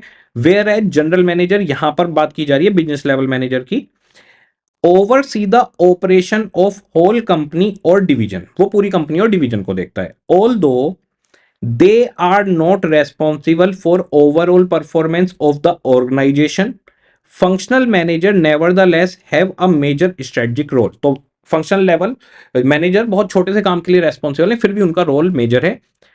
Major strategic role to develop functional strategy. अब फंक्शनल स्ट्रेटजी क्या होती है? बेसिकली फंक्शनल स्ट्रेटजी हमारे सिलेबस में नहीं है, सिर्फ कॉर्पोरेट लेवल और बिजनेस लेवल को लिया गया है। बाकी मैं फंक्शनल लेवल स्ट्रेटजी आपको बताता हूँ। जैसे फंक्शनल लेवल में आ गया कि कंपनी के अंदर परचेज डिपार्टमेंट है या स्टोर इन्वेंट्री मैनेजमेंट है, तो आरओएल सेट करना, सारे stock level, ROL, maximum stock level, minimum stock level, ROQ, EOQ, ये सब सेट करना इस फंक्शनल मैनेजर का काम है। तो फंक्शनल मैनेजर का काम एक बहुत छोटा सा होता है। अब ह्यूमन रिसोर्स वाला है तो ह्यूमन रिसोर्स डिपार्टमेंट का काम है कि लेबर टर्नओवर ज्यादा से ज्यादा ना हो। अब फाइनेंस मैनेजर की बात की जाए तो फाइनेंस मैनेजर का काम है कॉस्ट ऑफ कैपिटल कम से कम रहे, एनपीवी पॉजिटिव रहे। ये सब इनके फंक्शनल मैनेजर्स के काम होते हैं। तो इसको यहां नहीं रखा गया, कॉर्पोरेट और बिजनेस लेवल को रखा गया है। रीजन में फिर से आपको बताता हूं, ये सब्जेक्ट कोर्स में किस लिए आया? क्योंकि सीए को हमें पढ़ाना था बाकी पूरा का पूरा बिजनेस, जो उसको नहीं पता था पहले, जो वो पहले पढ़ के नहीं जाता था, सीखता था कॉर्पोरेट में जाकर। तो ये फाइनेंस से रिलेटेड, टैक्सेशन से, ये सब तो आपको आता है, तो फंक्शनल लेवल को गायब कर दिया सीधा। Major strategic role to develop functional strategy in their area that help fulfill the strategic objectives set by business and corporate level management। तो ये क्या करता है? फंक्शनल लेवल स्ट्रेटजी को इंप्लीमेंट करता है, फंक्शनल लेवल स्ट्रेटजी बनाकर, छोटी छोटी स्ट्रेटजी बनाकर, जिससे बिजनेस लेवल और कॉर्पोरेट लेवल ने जो इसको जिम्मेदारी दी थी वो फुलफिल कर सके। Functional manager provide most of the information. सारी इंफॉर्मेशन कौन पहुंचाता है भाई? ऊपर फंक्शनल मैनेजर पहुंचाता है। Functional manager provides most of the information that makes it possible for business and corporate level manager to formulate realistic and attainable strategies। तो functional level manager customer के टच में रहता है, वो आपको बताता है, इंफॉर्मेशन भेजता है नीचे क्या चल रहा है, ग्राउंड लेवल पे क्या चल रहा है, जिससे आप जो बिजनेस लेवल और कॉर्पोरेट लेवल वाले हैं वो रियलिस्टिक और अटेनेबल स्ट्रेटजीज को बना पाओ। अटेनेबल यानी जिसको एक्चुअल में अचीव किया जा सकता है। ऐसी स्ट्रेटजी ना बना दो, कोई ऐसे गोल ना बना दो जो मिलने ही नहीं है। Indeed, because they are closer to customer than the typical general manager। तो ये क्लोज है, उसके लिए कहानी बताई गई है। फंक्शनल मैनेजर, ये इंपॉर्टेंट लाइन है, functional manager themselves may generate important ideas, वो खुद इंपॉर्टेंट आइडियाज निकाल लेते हैं। That subsequently may become major strategy for the company, जो कंपनी के लिए मेजर स्ट्रेटजी बन सकती है। Thus it is important for general manager to listen closely to the ideas of their functional manager. तो अब जैसे एक एमसीक्यू आ गया क्या जनरल मैनेजर को, weather general manager should listen functional manager idea और नोट? तो आंसर इज बिल्कुल केयरफुली सुनो भाई, उसी की बताई हुई बातों से आगे स्ट्रेटजी डिजाइन हो सकती है। N equally great responsibility for managers at the operational level is strategy implementation. तो ये बेसिकली स्ट्रेटजी इंप्लीमेंटेशन का काम करते हैं। ओवरऑल बात लास्ट में है, the execution of corporate and business level plan. जो भी कॉर्पोरेट लेवल के और बिजनेस लेवल के प्लान है वो functional level manager ground level पर एग्जीक्यूट करते हैं। जैसे मान लो डिजाइन बदलना था तो वो तो डिजाइन डिपार्टमेंट ही बदलेगा ना। मान लो कॉस्ट कटिंग करनी है तो प्रोडक्शन डिपार्टमेंट कॉस्ट कटिंग के ऊपर काम करेगा ना, तो ऊपर से बता दिया जाएगा कॉस्ट कम करो, क्वालिटी अच्छी रखो, तो क्वालिटी अच्छी तो प्रोडक्शन डिपार्टमेंट रखेगा ना। तो ये फंक्शनल लेवल जो है वो बिजनेस लेवल और कॉर्पोरेट लेवल के प्लान्स को ग्राउंड लेवल पर एग्जीक्यूट करता है। अब एक छोटा सा पॉइंट है वो देखते हैं, which is better, top down approach और bottom up approach? Top down का मतलब होता है ऊपर से नीचे की तरफ, तो क्या बेटर है? टॉप डाउन अप्रोच का मतलब होता है जो कॉर्पोरेट लेवल है उसने एक डिसीजन फाइनल कर दिया, अब नीचे तक सबको वही मानना है, ठीक है। बॉटम अप अप्रोच का मतलब होता है कि फंक्शनल लेवल से सुनकर डिविजनल लेवल पर गई है और डिविजनल लेवल से ऊपर कॉर्पोरेट लेवल पे चली गई है। तो ये पूछा गया है कि कौन सी अप्रोच बेटर है, तो ये टाइम टू टाइम डिपेंड करता है। अगर आप ऐसे बिजनेस में हैं, किसी नए बिजनेस में आप एंटर हुए हैं, तो नए बिजनेस के अंदर बॉटम अप्रोच अच्छी रहेगी क्योंकि नीचे से आपके पास सारे इनपुट आते रहेंगे। और अगर आप एक बहुत पुराने चलते हुए बिजनेस में हैं तो आप टॉप डाउन अप्रोच को भी फॉलो कर सकते हो। दोनों अप्रोच टाइम टू टाइम अलग अलग टाइम पर बेटर रहती हैं। अब सर होमवर्क क्या है आज के लिए, बताते हैं बिल्कुल होमवर्क क्या है। देखो हमने स्ट्रेटजिक लेवल्स देख लिए, हमें पूरा क्लियर है। अब आपको करना क्या है, ये जो स्ट्रेटजिक लेवल्स हैं इनको सिर्फ रीड करना है प्रॉपर वे में, एक एक लाइन जहां पर जो भी लिखा हुआ है। और ये ब्लू लाइन जो ये हाईलाइटेड है ये कैसे काम करेंगी, ये लास्ट में रिवीजन में काम करेंगी। लास्ट में रिवीजन में देखो कैसे काम करेंगी, मैं आपको सिंपल एक एग्जांपल देता हूं। जैसे स्ट्रेटजिक लेवल्स की बात हुई, आप देखेंगे सिर्फ एग्जाम्पल उठाया और कुछ नहीं, सीधे यहां से स्टार्टिंग हुई। तो स्ट्रेटजिक लेवल में कॉर्पोरेट, बिजनेस और फंक्शन 3 लेवल है। इसके बाद में यहां पर स्ट्रेटजिक बिजनेस यूनिट के बारे में, a company, if a company provide several different kind of product और services, self contained division, responsible for their product line only, strategic business unit इसको कहते हैं। ये देखिए 4 लाइन में पूरा काम खत्म। अब जरा ये देखिए corporate level management, corporate level management to oversee the development of strategy for the whole organisation, CEO can be viewed at garden of the shareholder welfare.